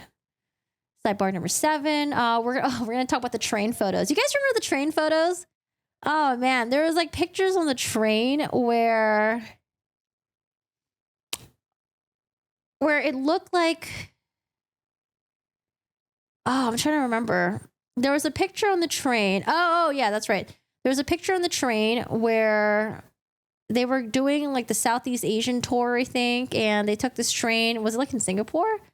And apparently, they said that they got in a fight, and then they said that Amber Heard punched Johnny Depp in the eye, and he had like a black eye or something. And the picture that was taken, you could see like a little bit of darkness in his eyes. I think that's the picture they're talking about the train incident. I remember Emily was horrified at the notes on the stand with Hughes. What did she say specifically? About the beepy? Oh, bye, John. Have a good one. Have a good one.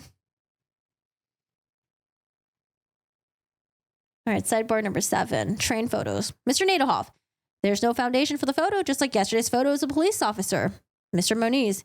He just said he took the picture. Mr. Nadehoff. Oh, he did? Oh, okay, I missed that. Judge Penny. So any objection? Mr. Nadehoff. Then no. Judge Penny. All right, thanks. 162 in evidence. You can publish it. It's okay, Nadehoff. You probably didn't get much good sleep either. Oh, so here's a picture right here. The picture is Miss Heard, Johnny Depp's honeymoon on the Orient Express on East Link from Bangkok to Singapore. You travel through Malaysia, stop in Calcutta, Kuala Lumpur, I don't know how to pronounce that, and another few places. And that's on the dining coach, I think. Yeah, dining coach, that's what that is. The guy on the left was with the silver band around him. He's the waiter. He's the waiter of the details with the car for us. The guy on the tie, he's our relations manager. So yeah, it was a picture of him, and it looked like he had a little bit of swelling or bruising on his face. All right, what else we got? Oh, there was a picture that Roddenborn brought up in, it was in rebuttals, I think, where they had a picture of Johnny Depp, and it was before the train, and Roddenborn was like, look, there's a picture of you. It looks like the bruise was already there. And Johnny Depp was like, no, it looks like it was like the sunglass, like it was like, what was it called? What did he say again? Like some sort of like sunglass tan or something like that, or I don't remember. But when we looked at the picture and we looked at the original picture, the picture that Mr. Roddenborn put up, it was like a darkened version. Not many people talked about this, but I did make a YouTube video about it. I put the pictures side by side where whatever picture that Amber Heard and her team had, they like darkened it up. So it looked like he already did maybe sort of had a bruise there. But when I found the original photo from the guy who posted on Instagram, because he took a picture with his kid, Johnny Depp took a picture with his baby at the time, and you don't see a bruise on his eye. I don't know. That was just crazy. I'm like, did they not think people were going to double check this? Yeah, it was like the lighting, maybe the sunburn. But when I found the original photo did not look like Johnny Depp had anything around his eye. It was like a little bit of like maybe like darkening, just a tiny bit, but not like, it didn't look like a bruise. It didn't look swollen up or anything like that. I don't know. That was kind of funny. That's when I started realizing, I was like, damn, are they real? They are doing some, I mean, I already knew there was some shady shit going on with the photoshopping and all that, but I was like, are the lawyers in on this too? Or who's giving them these photos? And they're just not double checking. Oh my God. I think I remember I saw Mr. Depp's penis. Why was his penis brought up again? They were photoshopped until they were dropping. It's weird how Amber didn't share her Amica cream with Johnny. True. Maybe she shared the ice, shared the ice. All right, now we got sidebar number 83358. Connolly, Australia incident with the finger. Oh, was he there for the finger part too? Okay, I think he was there for the finger thing. All right, Nadehoff. My concern here is he's going to give a long dialogue. He's going to from the previous testimony. He may say that Mr. Depp told him how his finger, Judge Penny, okay, and that it will be hearsay, right? Clearly that his finger got cut off by a thrown bottle. Okay. Well, I think there is actual basis of the rule that in the same is any existing mental. Sustained. Mr. Moniz, understood, Your Honor. I'll make clear on the questioning. Judge Penny, can you make sure in the questioning that he can't talk about anything anybody told him, including Mr. Depp? Mr. Moniz, except Ms. Heard, of course. The court, except Ms. Heard. Yes, of course. All right, some clarification. Now, Mr. Connolly is going to be cross-examined by Mr. Nadehoff. And at this point, the timeline that they're talking about is after the finger incident. Johnny Depp is at the hospital with his little finger, tip of his finger cut off. And we'll start at 14. Nadehoff says, is it your testimony that Mr. Depp was coherent at the hospital? Answer, yes. Can you show the defendant's exhibit 370? I would like to just for you to look at something for a moment. Mr. Nadehoff, I'm not publishing it. I just want to show him the document, defendant's exhibit 370. Moniz. Your Honor, I'm going to object on the grounds of foundations. The witness is not copied on this document. Mr. Nadehoff, I'm going to ask him a question. I'm asking if it refreshes his recollection. That's all I'm going to ask him about it. I can use any document to refresh. Judge Penny, let's do a sidebar. All right, Judge Penny says, so what are we refreshing his recollection on? Mr. Nadehoff, he said he doesn't know coherent. He said he wasn't coherent at the hospital. He doesn't know. He doesn't know. Mr. Moniz, it's not proper. I mean, it's not his words. Mr. Nadehoff, I'm asking if I'm not trying to submit it into evidence. Judge Penny, I understand that. Mr. Moniz, but reading it into the record. Mr. Nadehoff, I wasn't going to read into the record. I was going to ask him if he was seeing this document reminding him that Mr. Depp was not coherent. It's either a yes or a no. Judge Penny, but he didn't write this, right? I just want to make sure. Nadehoff, no, he didn't write it. I'm just trying to get into evidence. I'm not trying to. Judge Penny, I understand. I'm going to sustain the objection. That's somebody else's word. He said he was coherent. Mr. Nadehoff, I'm sorry. The court, he said he was coherent, but it's just somebody else's words. It's not his words. Mr. Nadehoff, but you can use anything to refresh but you can use anything to refresh recollection. That's all I was going to do. Judge Penny, no, I'm not going to allow it. Mr. Nadehoff, thank you, Your Honor. Okay, all right, not allowed to use the document.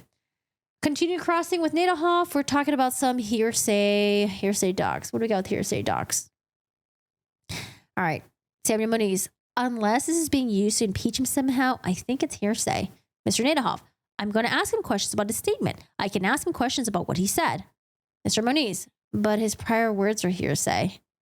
The court, and you can't. Mr. Nadehoff, no. But I can ask him questions about that. Judge Penny, is this the date you were talking about? June 16. Okay. So June 2016, that's after the...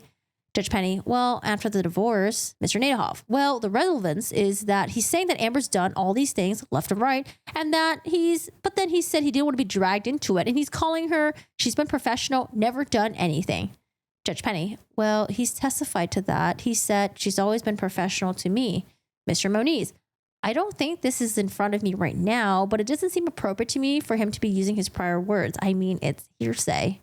The court, I just don't understand the basis for it. He's already testified that she had nothing but she was only professional to him. That's basically what this is saying. Mr. Nadehoff, well, Your Honor, I think, okay, that's fine. Mr. Moniz, when you're done, may I take a look at it? Mr. Nadehoff, sure. Lots of talking over each other, and that's about it. So again, he goes to Mr. Connolly. He says, Mr. Connolly, you agree that Ms. Heard's been nothing but respectful and professional to you, correct? And he says, absolutely. Thank you. Nothing further. All right. I'm not quite sure where we're going with that. But now we are moving on to day 13. Day 13. What do we got with day 13? Day 13. We got, Mr. Wiggum. Mr. Wiggum. EDB was horrified that an expert witness with her experience would think having notes on the stand was okay. It is a memory test, Dr. Hughes. That's why you get paid the big bucks. And it's not like she doesn't have trial experience. I think I think she probably has a lot of experience because she mentioned that. How many cases did she say that she did? They usually ask like, oh, how many other, how you were a paid expert in how many other cases? And they usually like give like a ballpark estimate. Because I think she does that. And then she also gives her opinions on like TV and stuff too, on interviews. You go to her website, she's been doing this for a very long time. So I thought it was really weird that she couldn't just memorize any of this. I don't know. I think she spent more time memorizing all the gossip drama and stuff.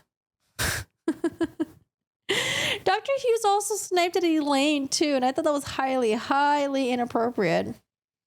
The picture was edited for the restaurant's Facebook page. Wait, what picture? Picture are we talking about? The picture that I was talking about that was edited was the one, it was like before the train. Not the train one. Day 13. Okay, we're almost there. Almost there, y'all. We are just getting through this. Sidebar number 1, 3434. Start of the trial. Discuss entertainment expert testimony if Depp lost Pirate 6 because, of the op-ed. So Judge Petty makes it really clear that they're not allowed to say, hey, Johnny Depp lost Pirate 6 because of the op-ed. They can say what happened after the op-ed, but they can't say that, like, Johnny Depp directly lost Pirate 6 because of the op-ed. Because they didn't really have direct proof of that, I guess. Shit. Number 1. Okay. So good morning. I just want to make sure. Listening in. Okay. So Mr. Chu. Terrence Doherty of the ACLU testimony on Thursday. We want to make sure that his home address was redacted. Redaction. Want to make sure. Redacted. Okay. Sorry. They're talking about redactions right now. Okay. So Nadelhoff is talking about Richard Marks. Richard Marks. Okay. Nadelhoff says, as I understand it, he's simply going to say the op-ed caused Mr. Depp to lose Pirate 6, which just needs to be a factual question. It seems to be, and that his opinion is essentially taken like Disney. Judge Penny, he's an expert for Mr. Nadelhoff. He's not talking about the damages. The court, okay. Depp's attorney, he's talking about the impact of the op-ed. The court, okay. Impact, okay. All right. Depp's attorney, on Mr. Depp's career and the reputation of the industry, that Hollywood, he's an expert with over 45 years of experience. Mr. Nadelhoff, essentially all he's going to say is because of the op-ed, he lost, Judge Penny, he lost Pirate 6. Okay. So the question is that what's his foundation for saying he lost Pirates, which is a factual question. He lost it because of op-ed. Depp attorney, right? Judge Penny, so how can he testify to that he lost it? Depp's attorney, understanding of the perception in the industry of the timing of the op-ed, the placement of the op-ed, and the impact it had. Okay. And the ramifications of the light of the Me Too movement, his understanding sort of the Judge Petty. And I understand all of that. That's fine. But the question is he going to actually say he lost because of the op-ed? Is he going to say that? Depp's attorney, he is. Yes. Judge Penny, no, he's not going to say that. Depp's attorney, okay. Judge Penny, he can't say that. That's a factual issue. Okay. Depp's attorney, okay. Judge Penny, so, but he can say that because of it, he lost revenue or whatever he's going to say. Nadelhoff, I don't think he can testify. It's cut off. Depp's attorney, he's not calculating that. He's not calculating that out. He's just saying overall, the placement of the op-ed, the timing of the op-ed. Judge Penny, so his reputation is damaged is what he's testifying to. So reputation evidence. Depp's attorney, Judge Penny, okay, he can say that. Mr. Chu, the money experts come later. Judge Penny, all right, but he just can't say that that was the reason he lost Pirates. I don't think he has any of that foundation. Does that make sense? Okay, thank you. Sidebar number 2, we got Ben Chu does the direct of Jack Wiggum. They talk about the Pirate 6 contract, and it's Ben Chu versus, I think, Elaine Bredehoff. Elaine, Your Honor, there's absolutely no agreement, no prior written agreement on Pirate 6. He admitted that it was negotiated at UTA. Judge Penny, okay. Elaine, in his deposition, he said that he thought there might be a deal finish that he testified that he talked about to. This is all going to be hearsay, so he's not going to be able to talk to Sean Bailey. Mr. Chu, it's not hearsay. He worked on the deal. He knows. Judge Penny, but there's no, Elaine, there has never been a contract. Mr. Chu, She can cross-examine him. His testimony is that there's a deal. He worked on the deal. He finalized the deal. She can cross-examine him. Judge Penny, I understand. Elaine, there's nothing in writing. There's no contract. As best, it's hearsay. Mr. Chu, it's not hearsay. It's his direct knowledge that he negotiated the deal. He finalized the deal. She can cross him on that. Elaine, it's hearsay, Your Honor. Foundation. There's no document whatsoever. The court, I'll overrule their objection. Mr. Chu, thank you, ma'am. Sidebar number 3. So remember with the Pirate 6 stuff, they were saying, oh, you didn't really have Pirate 6 in the pipeline because there was no actual contract that you signed. But I think Richard whatever was like, oh, but I worked on the deal and we negotiated, 20 or was it like 20 plus or something like that? Like he was the one that worked on the deal and he fucking like negotiated it. Okay, what else do we got here? Sidebar number 3. Sidebar number 3, we have the op-ed effects on Minamata. Have you guys seen Minamata? I watched it on Amazon. It was actually really good and it was so sad. But it was really good. All right, question. What effect, if any, did the op-ed have on the release of Minamata, the indie film you mentioned earlier? Elaine objects. They go to the sidebar. The court. Mr. Chu, I think he can testify to what happened after the op-ed. I don't think he can say the op-ed is the actual thing that caused it. Mr. Chu, okay, so I can ask him what happened. The court, take out op-ed. Mr. Chu, what happened to Minamata after the op-ed? The court says that will be fine. Thank you. Brederhoff says, and Your Honor, I just want to renew. I think he's opened the door for Mr. Chu.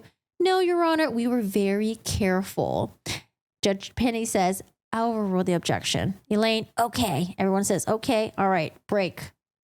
Sidebar number 4. Elaine objects to hearsay emails Ben Chu direct with Wiggum. Elaine objects on hearsay emails. Okay, maybe Elaine gets a win here. The judge, are you refreshing his recollection of this or are you just Mr. Chu? Yes. The judge, planning to read from the email. Elaine, if you're looking at the document, Your Honor, he's saying, were we told this information by Disney? It's not even refreshing his recollection. The judge, I'll sustain us to hearsay. Mr. Chu, may I ask what the CC line is? Judge Petty, what is the CC line? Mr. Chu, it's if there's an attachment article.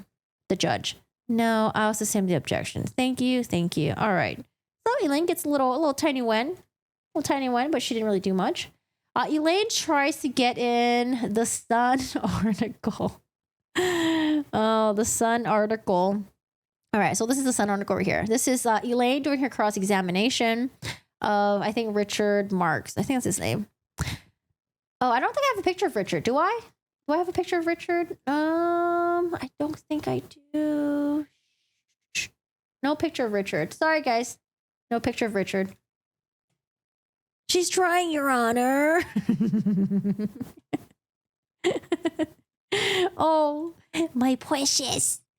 Okay, so Elaine tries to get this in. Elaine says, well, the title here is How Come J.K. Rowling Be Genuinely Happy Casting Wife-Beater Johnny Depp in the new Fantastic Beasts film? Mr. Chu, objection, Your Honor. Hearsay, Your Honor. Do you see that? The court, I'll allow it. Yes? Okay. Your Honor, I would like to move the admission of the exhibit. I think at this point, it's not offered to prove the matter asserted, but it's going to offer, he's going to testify in the comparison of the articles. He's going to testify to the impact of the op-ed. I think in fairness, we should be able to put this in able to be able to make the comparison. Mr. Chu, it's clearly hearsay, Your Honor. The court, I'll sustain the objection. Ms. Brederhoff, not offered for to prove the case of the matter asserted, Your Honor. The court, I'll sustain the objection. Elaine, shut the fuck up. Elaine, okay. Question. Well, let's go to the third page. No, let's go to the fourth page. So I think it has A5. I think what I'm trying to get to, it says paragraph 7. Do you recall that it says in here, Mr. Chu, objection, hearsay, Your Honor, she's just trying to backdoor your ruling. Judge Penny, come here, you two. Sidebar. Judge Penny, I allowed the title just like I did for the other one for impeachment purposes.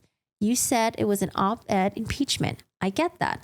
We're not getting to the actual guts of the article, just like the other ones, just like on theirs. Elaine, Your Honor, the op-ed is in. He testified, Your Honor.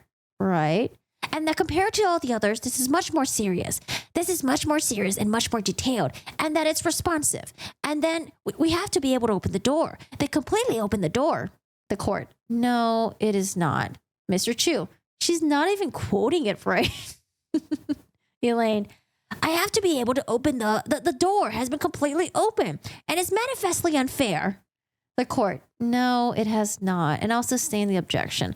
I'm not allowing to evidence, and you're not to read from it. Title is for impeachment purposes. Mr. Chu. Thank you, Your Honor. Ms. Bredehoff. Before you go, I plan on now asking you about the lawsuit and the trial and all that information, the publicity surrounding it. The court. Right? The lawsuit that was in the UK trial? I'll sustain the objection. Mr. Chu. Thank you, Your Honor. Oh, poor Elaine. Number 6. We have Judge Penny wondering where Elaine is going and can't mention the UK trial.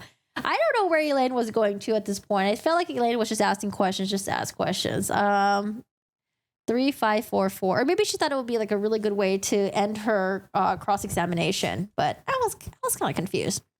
Okay, so Elaine is still asking, same witness. She says, now, there was a trial in the UK. Was there not on Mr. Depp's claims of libel against Dan Wooten, the Sun? Answer, I believe so. Question, and it was in the July of 2020, was it not? I don't remember the date, actually. All right, but it lasted 3 weeks. Do you recall that? I don't, but I'll take your word for it. Do you recall there being an enormous amount of publicity surrounding the trial? Mr. Chu, objection, calls for speculation, lack of foundation. Question, he said he did. Thank you. The court, overruled. Question, I'm sorry, Mr. Wiggum. You said you did recall that? Oh, no, this is Jack Wiggum. Jack Wiggum was like Johnny Depp's agent, I think. I think we're at a different witness right now. Mr. Chu, ask and answered. The court, I'll allow it. Answer, I remember there being press around it. Yes, ma'am. Okay, and in fact, do you recall that Mr. Depp gave testimony for 4 days? Answer, not specifically, I don't. Do you recall that Ms. Heard gave testimony for 4 days? I don't recall any specific memories of who testified, for how long, or any details within the case. Do you recall there being many witnesses testifying the case on that case? many witnesses? I think I'd revert to my answer just now. Okay, and the press that surrounded the case. Do you recall being focusing on things like Mr. Depp's drug and alcohol use? Answer, same answer. Do you recall there being video in the kitchen video being shown repeatedly? Mr. Chu, objection, Your Honor. May we approach the court? Sure. Sidebar time. Mr. Chu, he already said he knows nothing about it. The court, I understand, but it's cross-examination or direct examination where you said it was the implication of the op-ed. She's getting very close to the line. I think this is your last of your questions on this, right, Ms. Bredehoff? Ms. Bredehoff, I just have a few more on this. The court, not get anywhere near the judgment if that's the concern. Ms. Bredehoff, we're not going to the judgment, Your Honor. Mr. Chu, or anywhere near the judgment. The court, I'm not sure where you're going, but yes, we're staying away from the judgment. All right?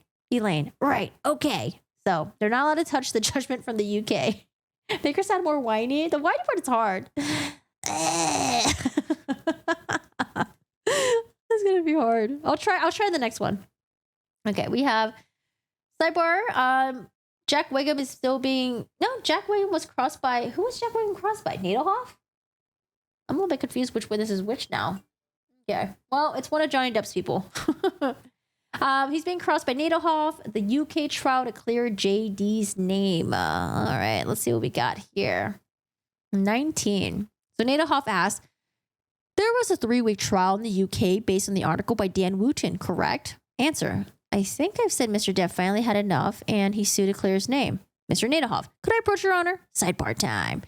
Sidebar, Mr. Nadelhoff says, I would like to ask him, did Mr. Depp clear his name in the lawsuit? Judge Penny, your experts keep saying that he did the lawsuit to clear his name. Depp's lawyer, The court, the results of this is that he didn't clear his name. So his question is, can he ask, did it clear his name? Depp's attorney, I understand the lawsuit is not. Judge Penny, no, he said that the UK lawsuit, he did it to clear his name. So they want to know if they can ask, did it clear his name? Depp's lawyer, my prior objection, I think we talked about the same way we couldn't talk about the UK trial to be able to explain what the purpose was of the trial, but that doesn't mean we didn't get into the judgment. Nadelhoff, he said it twice now. The court, He said it twice now. He said it twice that he wanted to clear his mind. Mr. Nadehoff, I never asked about it. He brought up on his own about clearing his name. The court, it came from your direct examination. He said that Mr. Depp wanted to clear his name. Depp's attorney, it wasn't in the question that I asked. The court, well, I understand, but it's the answer that came out. Depp's attorney, I understand. I understand. It's too difficult, Your Honor. I think the only way that they can get there, Mr. Nadehoff, he said it twice. I should be able to ask him. The court, he should be able to ask him, did he clear his name? Now, that's what he's going to say. I don't know, because if it goes too far, Mr. Nadehoff, I mean, he's opening the door to this. I mean, Depp's attorney, I understand that that's your position. I don't think he opened the door. The court, I know. I just really think you can make it clear. It's a yes or no. Did he clear his name? Mr. Nadehoff, okay. What if he says, okay. What if he says, yes, though? The court, that's it. We're done. Mr. Nadehoff, what's that? The court, oh, if he says yes, well, we'll have to cross that bridge when I come to it, okay? Sorry. Does that make sense to you? Okay. All right. So he asks, Mr. Marks, you testified that in UK case, Mr. Depp was looking to clear his name, correct? Answer, that's my assumption. Yes. Question, and yes or no, did Mr. Depp clear his name to the lawsuit? Answer, I wasn't in the UK. I'm not going to opine on that. That's not what I've been engaged to talk about. Okay, that's it. Oh, here it is. Question, you don't know one way or another whether Mr. Depp cleared his name through the lawsuit. Objection, Your Honor, asked and answered. The court, I'll sustain the objection. Next question. All right, that's it for Mr. Nadehoff. Now we're getting into I think it's all Dr. Don Hughes. Yeah, Dr. Don Hughes. Hi, everyone. How are you doing today? Hi, Paul. All right, we're getting into Dr. Don Hughes now, and I think only Dr. Don Hughes. Wait, only Dr. Don Hughes? That's a lot of Dr. Don Hughes. Dr. Hughes. Did we spend a whole day on Dr. Hughes? I think so. I think it was direct cross-examination. Damn. Ooh, it must be hard to testify in the stand. Jesus, your butt cheeks must be hurting just from sitting up there. They're trying to bring it in so bad so they can get the jury to be like, oh my God, there was a UK trial? What? All right, now we got Dr. Doneth Hughes. Dr. Doneth Hughes. Okay, so at this point, the plaintiff's side, Johnny Depp's side, their side rests. So they rest, and now it's on Amber Heard's turn. Amber Heard's team's turn. Sorry about that. And I think initially they were going to call Amber Heard on the stand, but because Dr. Curry really set the tone of Amber's personality, talking about the narcissism, talking about, what was it again? Histrionic personality disorder or something like that. I completely forgot. But Dr. Curry did a really good job of going up there and setting the tone of Amber Heard. And so I think they brought Dr. Hughes up there before Amber Heard because they're hoping Dr. Hughes can go up there and fix what Dr. Curry said about Amber. But did she do a good job? Nope. I felt like it was a really horrible start. I think, yeah, I don't know. It kind of just really went downhill from there. It was just, I don't know. I think it's because my expectations were just so high. Depp and his team had like excellent witnesses, excellent expert testimonies. And then when Amber and her team went, I was just like, what the hell is going on here? I don't know. I had such high expectations and we're just being let down, I guess. So first witness is Dr. Don Hughes on the witness stand. Elaine is going to be doing the direct examination. And I don't know how Elaine did it because she does the direct examination of Dr. Hughes and she does a direct examination of Amber Heard. That is a lot of work. I actually should keep a tally of like how many witnesses did each lawyer get. I wonder if Elaine was just glorping them all up. I don't know. That's a lot of witnesses to deal with. Sidebar number 3. Elaine wants to introduce erectile dysfunction. Okay. Elaine wants to bring in erectile dysfunction. All right. We're in the sidebar right now. Elaine says, so, Your Honor, one of the motions in limine in this case is that the plaintiff's move was that we could not say erectile dysfunction. This expert, Don Hughes, is the expert that we're going to have. She's an expert in intimate partner violence. She's going to testify there are a number of occasions in which Mr. Depp, because he was unable to perform, became angry. The court, could you say that again? I'm sorry. Ms. Berderhoff, Mr. Depp, doing these acts of violence when he was unable to perform, would become angrier and misheard and would blame her, and that resulted in the escalated violence. I've told her that she can't use the word erectile dysfunction, but I recognize that we have an issue here. I mean, she's going to testify to that. Amber's going to testify to that. There are occasions of his drinking and his drugs that he could not perform. Then he would become more angry. Okay. And some of the times he would sexually assault her in a different manner because of it. Camille, Your Honor, this was already decided by you in the motions in limine. This is going backwards. You were clear that they were not to introduce any evidence about erectile dysfunction, how that made him more prone to use different objects or to be more cut off by Elaine. I don't think all that was argued in it, Your Honor. Camille, it was. The court, I'll look back in the motion in limine, but I can look back and then we can do that over lunch, look at it. Is that okay? Elaine, yeah, no. Then I'll just tell her when your honor rules. I mean, because we've got some way to segue, I mean, if they can't say it, they still have to get it past what happened next. Okay. So I don't know how to do that. And I guess, all right, let me review that, my order, and then you can know right after we get back at 1:30. Is that okay? Okay. The court. Okay. And also, Mr. Roddenborn used, on that last witness, Mr. Dennison used part of the graph of the bars. I'm just going to give that a number, okay? I was going to give it 1804 because da-da-da-da. Okay, talking about exhibits. So now we're going to follow up about erectile dysfunction. Does the judge allow it in? Was Elaine correct? Or was Camille Vasquez correct? Let's find out. The court. Okay, so I looked at my motion in limine, and what it says granted as to any evidence of erectile dysfunction is not relevant and highly prejudicial. And that was when you were saying that I had to go back and listen to, you were saying that your expert was to testify about erectile dysfunction condition was more, I'm sorry. Expert was going to make it more probable that Mr. Depp would get angrier, agitated encounters with Amber Heard. So I granted that. But now you're saying something different. Elaine. Yeah, this is when she would be testifying that he would, when they were intimate in acts of, that he would try to and he would be unable to perform, and that he would get angry with her for that and blame her. And then the violence would escalate. And on occasion, it would cause him to engage in hypersexual assault. And Amber would testify to that as well. So you're saying specific acts, not that it was... Right. In her expert opinion, that's more probable or anything like that. That's not what she's testifying to. Right. That's what the motion in limine was about. Elaine, we can do that. She was saying he was incontinent. Judge Penny, I don't know. I mean, are you saying that she's going to be recounting some of the examples of that Amber Heard told her? Right. So Amber Heard told her that one time, a few times, he would be unable to perform. He would get angry at her. But no erectile dysfunction. The words are not going to be used. Nothing about the medication. And I think that was the main part of this motion in limine. Ms. Bredehoff, right. In fact, Your Honor, we were caught yesterday that they didn't take out Cialis, and we took it out. We're trying to be very good about this. Okay, yes, ma'am. Ms. Vasquez, I'm just unclear what you mean by he would get angrier. Elaine, right, because he couldn't perform. Camille, that's erectile dysfunction, Your Honor. The court. But this one, the motion in limine that I granted, was one where the expert was going to testify that such condition agitates or encounters with Amber Heard. This is just saying not medical erectile dysfunction, just saying that at times he couldn't perform at a specific time. Elaine, specific time. The court would make him angry. Elaine, angry, and that it would escalate the violence that will lead to different types of... Camille, the motion in limine, something, was to prevent any erectile dysfunction, any mention of medical records relating to Mr. Depp taking Cialis. The court, right, exactly. And that's not going to happen.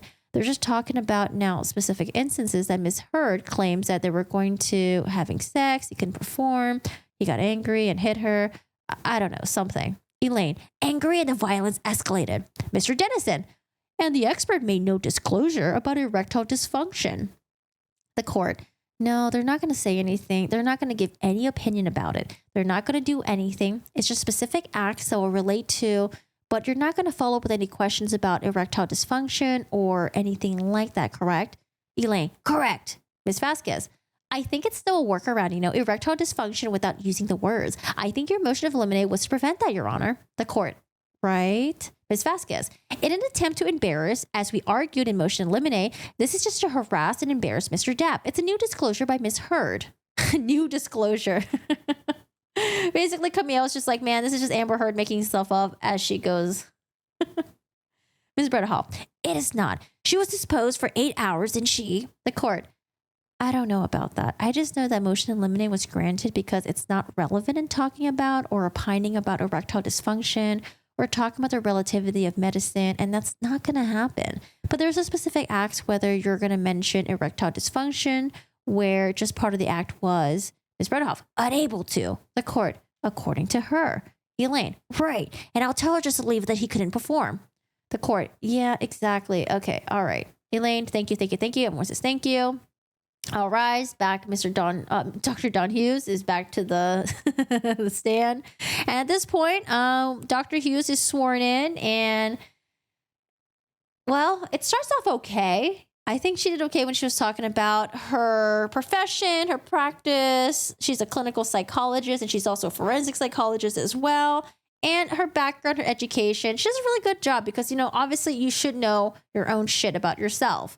But when I started coming to the assessments and all the stuff that she did, she couldn't memorize any of them, and it looked really bad on the stand. But I felt like Judge Penny was being really nice about it.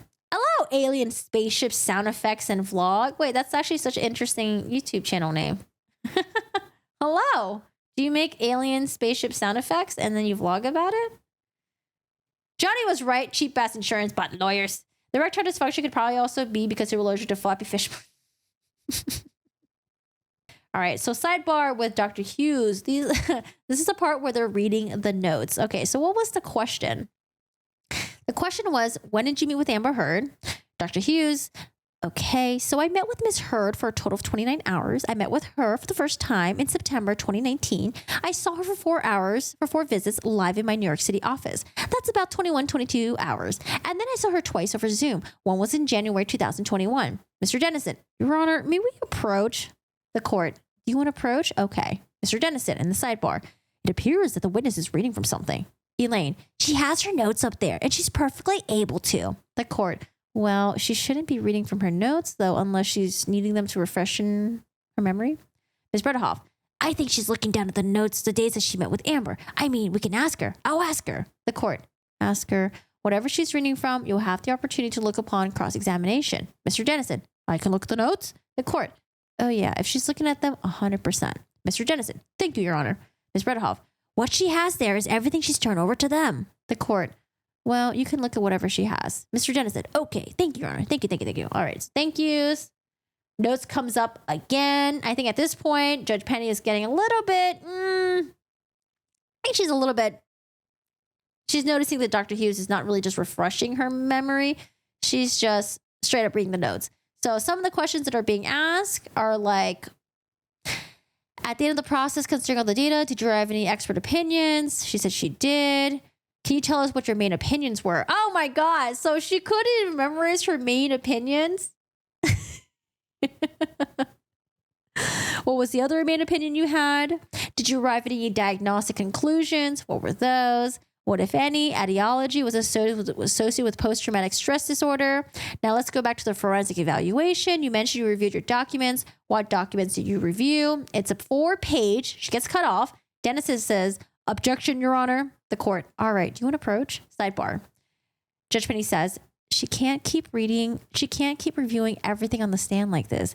Now, she has 4 pages of documents she's going to read from. Ms. Bredehoff, the list of the documents were attached to the court. I understand, but when you're testifying, I mean, if she has notes to refresh her memory, that's one thing. But you're not supposed to testify with everything in front of you, correct? Elaine, I understand. Most of the times, I do have experts who consult their notes. You'll notice that some of their experts say, well, I don't have it. I can't remember.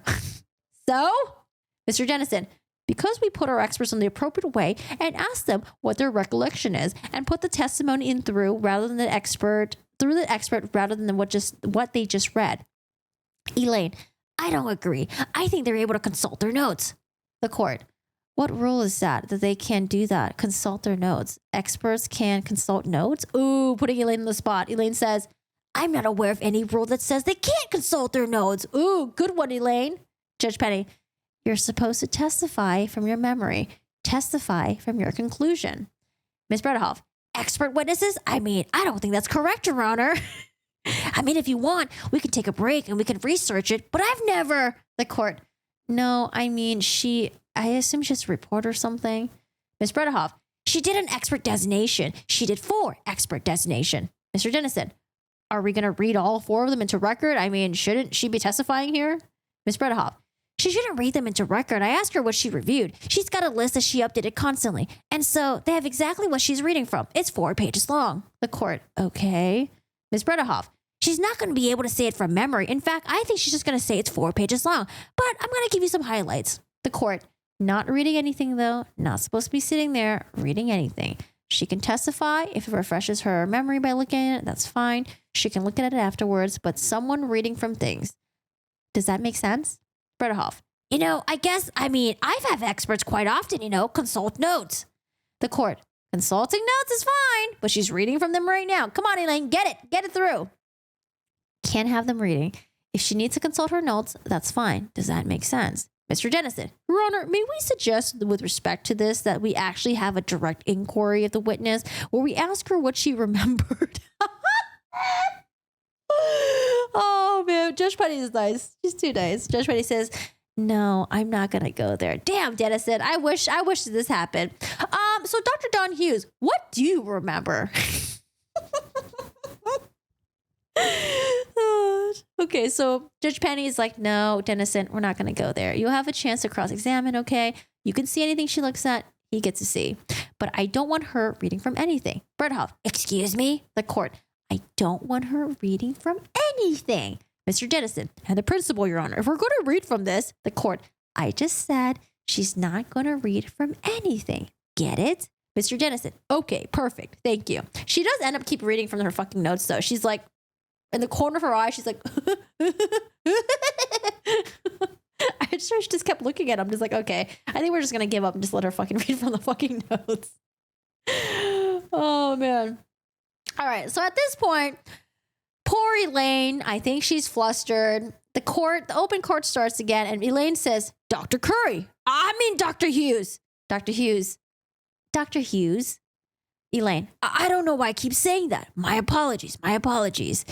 Dr. Hughes, I think it's a confusion of having her in the courtroom. Dr. Hughes, I don't understand. Just because Dr. Curry is sitting there in the courtroom, why would that confuse you? I don't know. Elaine was just trying to throw some bullshit excuse. So Elaine says, Dr. Hughes, if you need to consult your notes to answer something, let us know that you need to consult your notes. Otherwise, try to answer the best of your ability. Then if you need to do that, just let us know that you're consulting your notes. The concern is that you not read from them, that you consult them as you need to, okay? Correct. I just don't want this to be a memory test of having conducted many documents, 80 pages of notes, full psychological testing. Dr. Hughes, fucking Dr. Curry did it. She memorized it, Okay. Anyways, Dr. Hughes is like, I didn't study for the fucking test. I have a cheat sheet here, okay? Sidebar number 7. More of Dr. Hughes' notes. What more could there be from Dr. Hughes' notes? 3949. Okay, so sidebar, Mr. Dennison. This has become comical, the notion that she continues to just want to look at what she did as an expert report. The court, if she needs to refresh her recollection, that's fine. She can look at it, and if it refreshes her recollection, she can testify. Mr. Dennison, but I want to be clear. I hope we're clear. When we get to the opinions that she rendered here, that she's not going to read them off a sheet of paper. Ms. Bredehoff, she's already given them her opinions. She didn't read them. Mr. Dennison, well, those were her, I think what you said, primary opinions. The court, as long as she let the court know that she's going to look at them, she let you know. Bredehoff, to get the dates. The court, if it's to refresh her recollection, that's fine. She has to put them away. Ms. Bredehoff, right. Mr. Dennison, okay. Is she putting them away? Because I can't see. The court, you'll be able to see everything she has. I promise. Mr. Dennison, thank you, Your Honor. The court, thank you. Let me see. What were they asking? What were they asking her? Elaine was asking her what documents she reviewed. Elaine was asking her what the videos, collateral interviews, something about, Bonnie Jacobs. Can you tell the jury who Dr. Bonnie Jacobs is? May I refresh my recollection with my notes? She's looking at the notes. Can she look at them? That's fine.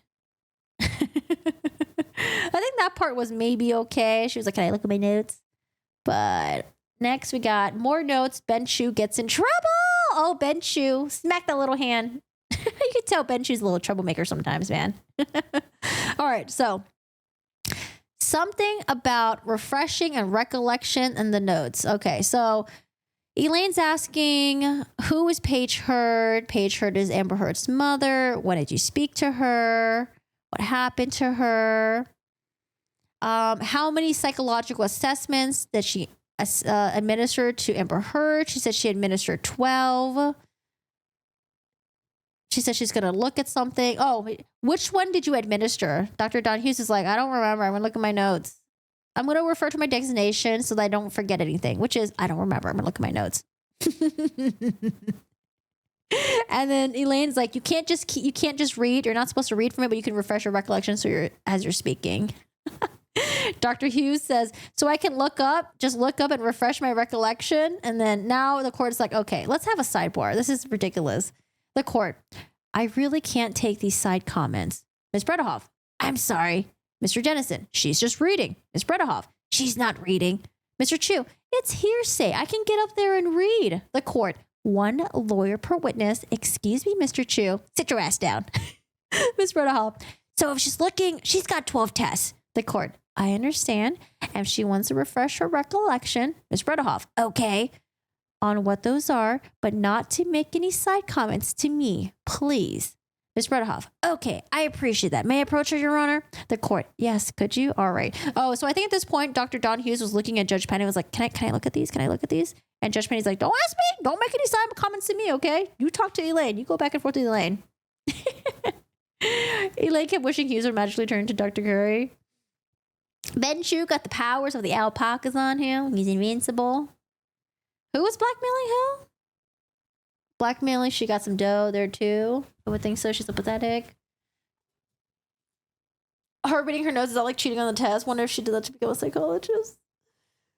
Oh, I don't know. Maybe they had some take-home exams. All right. Sidebar. Are we done with the notes yet? Oh, this is when Elaine brings up the Depp people. The Depp people. I do feel bad for Dr. Hughes, though, because she does get a lot of hate. And I think they completely trashed her Google and like Yelp review page, which I think is like really fucking horrible. Don't do that. All right, so we're doing a sidebar right now. Dennison says, again, she doesn't talk about the diagnosis of personal disorder in any of the submissions, in any of her, the court. Okay. Bredehoff, she rebuted Dr. Curry's and she said it was PTSD. Right, she said that. But now he's saying she's getting to personality tests, which was not part of her designation.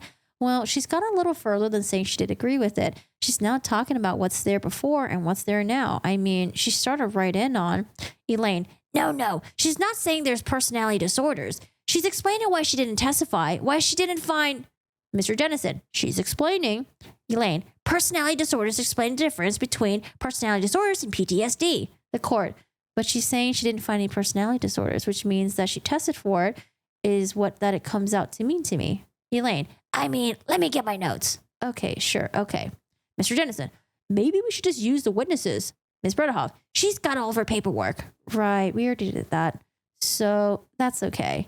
Oh, actually, I can read. I have 2 packets. I can read. Oh, God. Ms. Bredehoff, the pretty extensive one. The court. Right. Mr. Dennison, but she testified under oath she did not make any personality disorder diagnosis. There's no rebuttal in here about personality disorders. Elaine, I think she did it in a deposition. Mr. Dennison, that's not what she testified to. We'll get to it. Ms. Bredehoff, and by the way, Dr. Curry didn't put in her report that she diagnosed personality disorders. She testified at the stand that she did. The court, I didn't have an objection. I can only deal with the objections that I get. Elaine, why didn't you object to it then? Oh, poor Elaine. She needs more sleep, I think. Elaine, okay, I'm just trying to do this. I'm trying to find it. This is such a long one, Your Honor. I understand. But she testified to PTSD, right? She did not testify, and she testified to that, right? And she found PTSD, which rules out personality disorder. Mr. Dennison, she didn't testify to that, Your Honor. Elaine, but you don't have to. It's one or the other. The court, she testified that now, but now she's starting to get into Elaine. Why it wouldn't have been, why it needs to be. I mean, I can redirect her to why this meets DSM-5 and why it does not meet personality disorder. The court, but she didn't test her for personality disorder, right? Elaine, can I ask that? Because I think, well, if it's not, the test would reflect she got 12 tests, Your Honor. And if there was personality disorder, it would show up in the test. Mr. Dennison, Mr. Dennison, well, she would have to disclose it in her export report, which she failed to do so. The court, does it say anywhere in here that she doesn't have personality disorder? I guess that's where it comes down to. Elaine, Your Honor, I'm looking. Okay. The discussion in the deposition was that Your Honor, I spent a lot of time with that thing over the last couple of days, says Dennison. The court, I'm sure you have. Ms. Bredehoff, I'm sure you have too. She said, what page? I'm on page 24. Okay. She talks about, I'm trying to find the words personality disorder. Okay. I don't see the word personality disorder. All right. You have whatever you have. Now we need to move on. Whatever is her designation is what we're working with, right? Okay, Your Honor. Mr. Dennison, Your Honor, while we're here, can we raise another issue?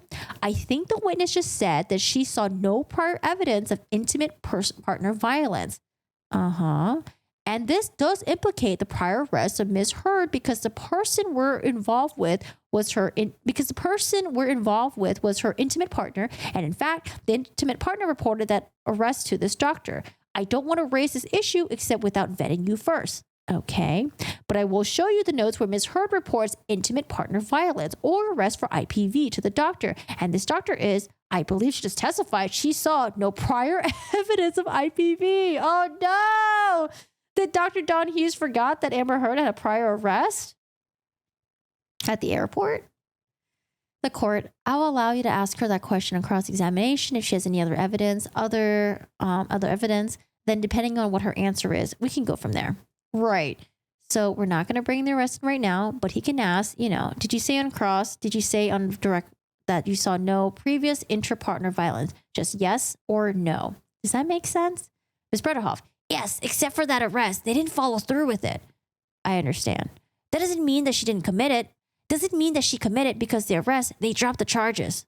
Right, which is a rebuttal for you. Redirect for you, if it comes down to that. The problem is she just said that there's no intra-partner violence before Mr. Depp, and now he's saying in cross-examination, don't I have a right to say, well, didn't she self-report on the arrest? Something like that. I'm not exactly going to go there yet because I'm not sure that's exactly what she said. Elaine, I don't remember her saying that. The court, I don't either, so I'm going to allow him to ask her the question. Just the one question, nothing about the arrest, and then depending on the answer, you approach, okay? Does that make sense? Elaine, yeah, one more. I got a note passed to me that there's been a flood of media reports out there trying to be critical of Dr. Hughes on the stand. Sounds like it might be from the Depp people. Wait, it's from media reports? Oh, I thought it was people who were just hating on Dr. Hughes' page or something. It's from the Depp people. Judge Penny, I don't know. Ms. Bredehoff, I don't know. Mr. Dennison, I stay off social media at all costs, so I have no idea. But they're sitting here in the courtroom, so I don't know. I know everyone has PR teams, so I don't know what to tell you on that one. Elaine, thank you. Mr. Dennison, thank you, Your Honor. The Depp people. Juvenile record. Yeah, I remember it was brought up a couple times. Her being involved in like a vehicular one or something. Yeah, it was like a friend or something. But I don't remember too much about that. Someone looked that up though and found like some like records. I just remember the airport one for sure. 11. Sidebar number 11. Dr. Hughes was able to recite gossip from memory, but not from her own psych reports and assessments. Oh yeah, this is interesting. So this is the part where she was talking about. All right, so Dr. Hughes was like, so, for example, the Boston plane incident, I have to do it without looking, May 24th, 2014. Probably because she memorized all this and not the other stuff that was important. This is the incident where Ms. Heard and Mr. Depp were going to fly back to LA and spend the weekend together. They were shooting at different sites. Ms. Heard was on the plane waiting for Mr. Depp to come in on the tarmac. He's reportedly sitting there in the SUV smoking weed and drinking. She's filming with James Franco. At this point, she gets on the plane and he starts talking with James Franco, making a lot of derogatory comments about her. And, I hope you had fun with your escapades, some more inflammatory language. And then in an argument when she gets to leave, he kicked her in the back and she went forward on the plane to the front of the plane because he sat in the back of the plane. So I look at this and I look at what is this corresponding data to. It's a therapy note, several notes in Bonnie Jacobs' records to talk to Mr. Depp's increasing use of alcohol and his obsessive jealousy around James Franco before this Boston plane incident. After the incident, Miss Heard told her friend Io. She told Savannah. She then told her friend Rocky. Miss Heard did not feel comfortable. She was afraid to go home. So he went to the hotel when Johnny was in the States. He wouldn't often show up because he was still in the drinking phase. He talked about that and the Roxy coding. So at this point, when Dr. Hughes was able to recite all this from memory, I was like, bro, she just recited all the gossip stuff. I felt like I was watching Real Housewives or something. Aaron, it's not from the Depp people. It's from literally the whole world watching from being appalled by the testimony. I know. It's just because you called out Amber for her bullshit doesn't automatically make people Depp people. I don't know if most people were even fans of Johnny Depp's. I think they were just oh, Amber Heard, this bitch is lying. It's still record because she was, it was underage, right?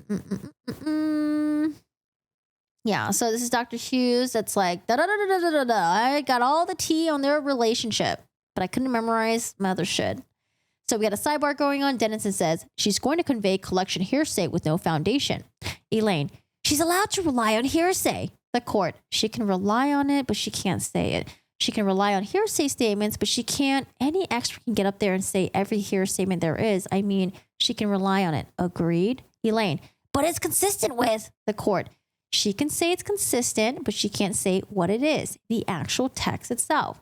Elaine, can she characterize it? I mean, that's the whole point here. She's talking about consistent data. The court, I know, but an expert still cannot say hearsay statements into the trial. She can say that she's based in on those statements and she can talk, I don't know what you mean by characterizing. Ms. Bredehoff, Your Honor, she can rely on hearsay. She's already said she can rely on hearsay. Ah, poor Judge Penny. The patience of Penny having to deal with Elaine.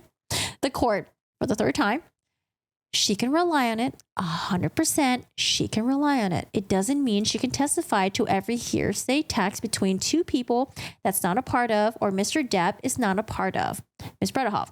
And it's Mr. Deuters and Amber that she's relying on. The text he made to Amber, which he admitted, he said that Mr. Depp cried after he told him that he kicked her. I mean, that's supporting. She can rely on it. The data, supporting the data, but you still have to cover the hurdle of hearsay. I'm not. Okay, you can read it if you like. May I get mine? Sure. Which? We're on the expert ones. There you go. All right. So in civil cases, Virginia Code allows experts to rely on inadmissible material in forming their opinion, which I agree with you on. For cases discussing the extent to which an expert may rely on hearsay in forming his opinion, you can see here, reads the next line. Reliance upon hearsay by an expert in forming an opinion does not render that hearsay admissible on direct examination, regardless of whether the hearsay involves opinions or fact statements. Elaine. So what I read that into mean is that it doesn't get to mean, wait, Elaine says, so what I read that to mean is that doesn't mean we can now get Mr. Deuter's text on direct. The court. But she can't testify to it either. It's the same thing. She can't, it's hearsay. She can't say hearsay. She can't rely her opinions. She can rely her opinions on it, but she can't testify to hearsay. She can't fucking say, she can't say it. Elaine, I mean, why? The court, it's right there. Elaine, but my read of that is a little bit different. My read of that is that it doesn't mean I can now move the admission of the court. Yeah, but she can't testify to it either. Elaine, I don't read that as what it says. And then also, Your Honor, if you go to 2705, the expert may testify. The court. Right, exactly. Let me read it. Reliance upon hearsay expert by an expert in forming opinion, that's fine. She does not render that hearsay admissible. That hearsay is not a document. That hearsay, the statement on direct examination, so that she can't testify to the contents of what she read. Elaine, so I'll tell her to move on from the Deuter's text. Any hearsay. She can't testify to fucking hearsay. Elaine, but she can rely on it? Dude, she's already said she can rely on it. The court, she can rely on it, but she can't testify to what hearsay is. That's hearsay. Oh, I could see why Team Depp gets so frustrated with Elaine sometimes. Oh, yo, yo. Sidebar number 12. I got Elaine finally wins. Sort of. Okay, let's see what Elaine gets. Let's give Elaine a win here. Dennison. She doesn't render an opinion as to his substance abuse in her expert report. Ms. Bredehoff. She definitely says in her expert report that the substance abuse, Mr. Dennison, was a contributor. Was a contributor. The court. To the intimate partner violence, right? Which is what she's talking about. Mr. Dennison. Right. But she's elaborated on that to a degree that's well beyond the scope of that expert report. She does say the substance abuse was a contributor to the violence, but she's going deep, way beyond the scope. I'll allow it. We're moving on, I suppose. Yeah. The court. Okay, how much more do you think you have? I just want to make sure on time. I don't have a lot. So you'll be able to finish direct? I can finish direct. So that gives you overnight to look at the notes and things. Well, that works. Mr. Chu, that works. Elaine. While we're up here, I'm planning on putting in 3 counterclaim statements through her, which is not. Her second opinion is that Amber suffered emotional distress as a result of those. I have redacted them down to just statements. One of them was in, right, so just the statements, the Adam Waldman statements. Taking everything, I think one of them came in earlier, but the redaction, you want to get his statement in through her? Well, I was thinking of doing that. I don't know that they've objected to. I'm sure they're coming in, I just didn't know. Mr. Dennison. What Mr. Waldman said, she's going to repeat. That's hearsay. Elaine. I wasn't going to have her to repeat it. I was just going to ask her because she was given his opinion. You know, Amber suffered emotional distress as a result of these statements. So I was going to put that to the statement in front of her and ask that. But I don't have to with this witness. The court. Oh, why don't we move on? Yeah, why don't we move on? Ms. Bredehoff. Okay, then I will just say, you know, are you familiar with the statements? The court. Right, that's in the designation. Ms. Bredehoff. Okay, thank you. Mr. Dennison. Thank you. So she kind of wins a little bit and then not really. All right, this is the last one for today. Last one. We'll be done with Elaine. Elaine, sidebar number 13. I think Judge Penny is confused with Elaine. And then something about Dr. Hughes, something on direct. I don't know what I wrote in my notes. Okay, let's see. Oh, this is, yeah. Elaine is, she a funny one. She a funny bunny. Okay, so Elaine says, why didn't Amber Heard leave the relationship sooner? Answer, well, I mean, Mr. Dennison. Objection, speculation, Your Honor. Have you formed, based on your experience, based on your 29 hours of clinical evaluations of Amber Heard, what is your understanding of why Amber Heard didn't leave the relationship earlier? Mr. Dennison, objection, beyond the scope of the disclosure. Elaine, it clearly is not. I mean, it's clearly in the disclosure. Point to where you say it's not. The court. Point to where you say it's not? Come forward. Sidebar time. The court. Point to where you say it's not? I don't know if you can do that. You're saying this, Mr. Dennison. There's no suggestion in there with respect to why Miss Heard didn't leave. The court. Is it saying here that she's going to give an opinion as to Miss Heard didn't leave? It does not. I mean, the whole thing is laced with this, says Elaine. The court. But you have to disclose opinions. I mean, that's an opinion. Why did she not leave? That will be an opinion. That will be based on her expert opinion. Elaine. She talks about coping skills. The court. She talked about all of that and why victims don't leave, but I don't see where there's an opinion why she didn't leave specifically. I mean, she's already talked about, we have all that evidence. I do have that about why individuals don't leave. I mean, it's just laced with that. The court. Yeah. Elaine asking the court. I'm going to sustain the objection. Okay. Okay.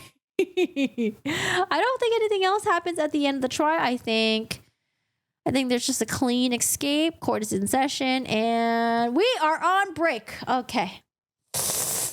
Oh, we did a lot of days today. I actually didn't think it was a lot, but okay. So that's day 14. Finishing up with a direct of Dr. Hughes. Now, the next couple of days will be the cross-examination, I think, and then redirect of Dr. Don Hughes. And then Amber Heard will testify with her Dr. Evil outfit. Amber Heard on another day. Amber Heard on another day. And then more Amber Heard. And boring, some very boring video testimonies, depositions. I don't know. She couldn't get, it's kind of sad. She couldn't really get anyone to testify live for her, except for her experts. And I think and her sister testifies live. Yeesh. And then afterwards, things get a little bit spicy with the rebuttals. That's where we have Kate Moss, Dr. Curry comes back, Morgan Tremaine. We have a bunch of other spicy people that pop up. So that's it for today. Oh man, that was actually a lot longer than I thought. But I think it's also because we did a lot of side talk as well. We're talking on the side and my throat.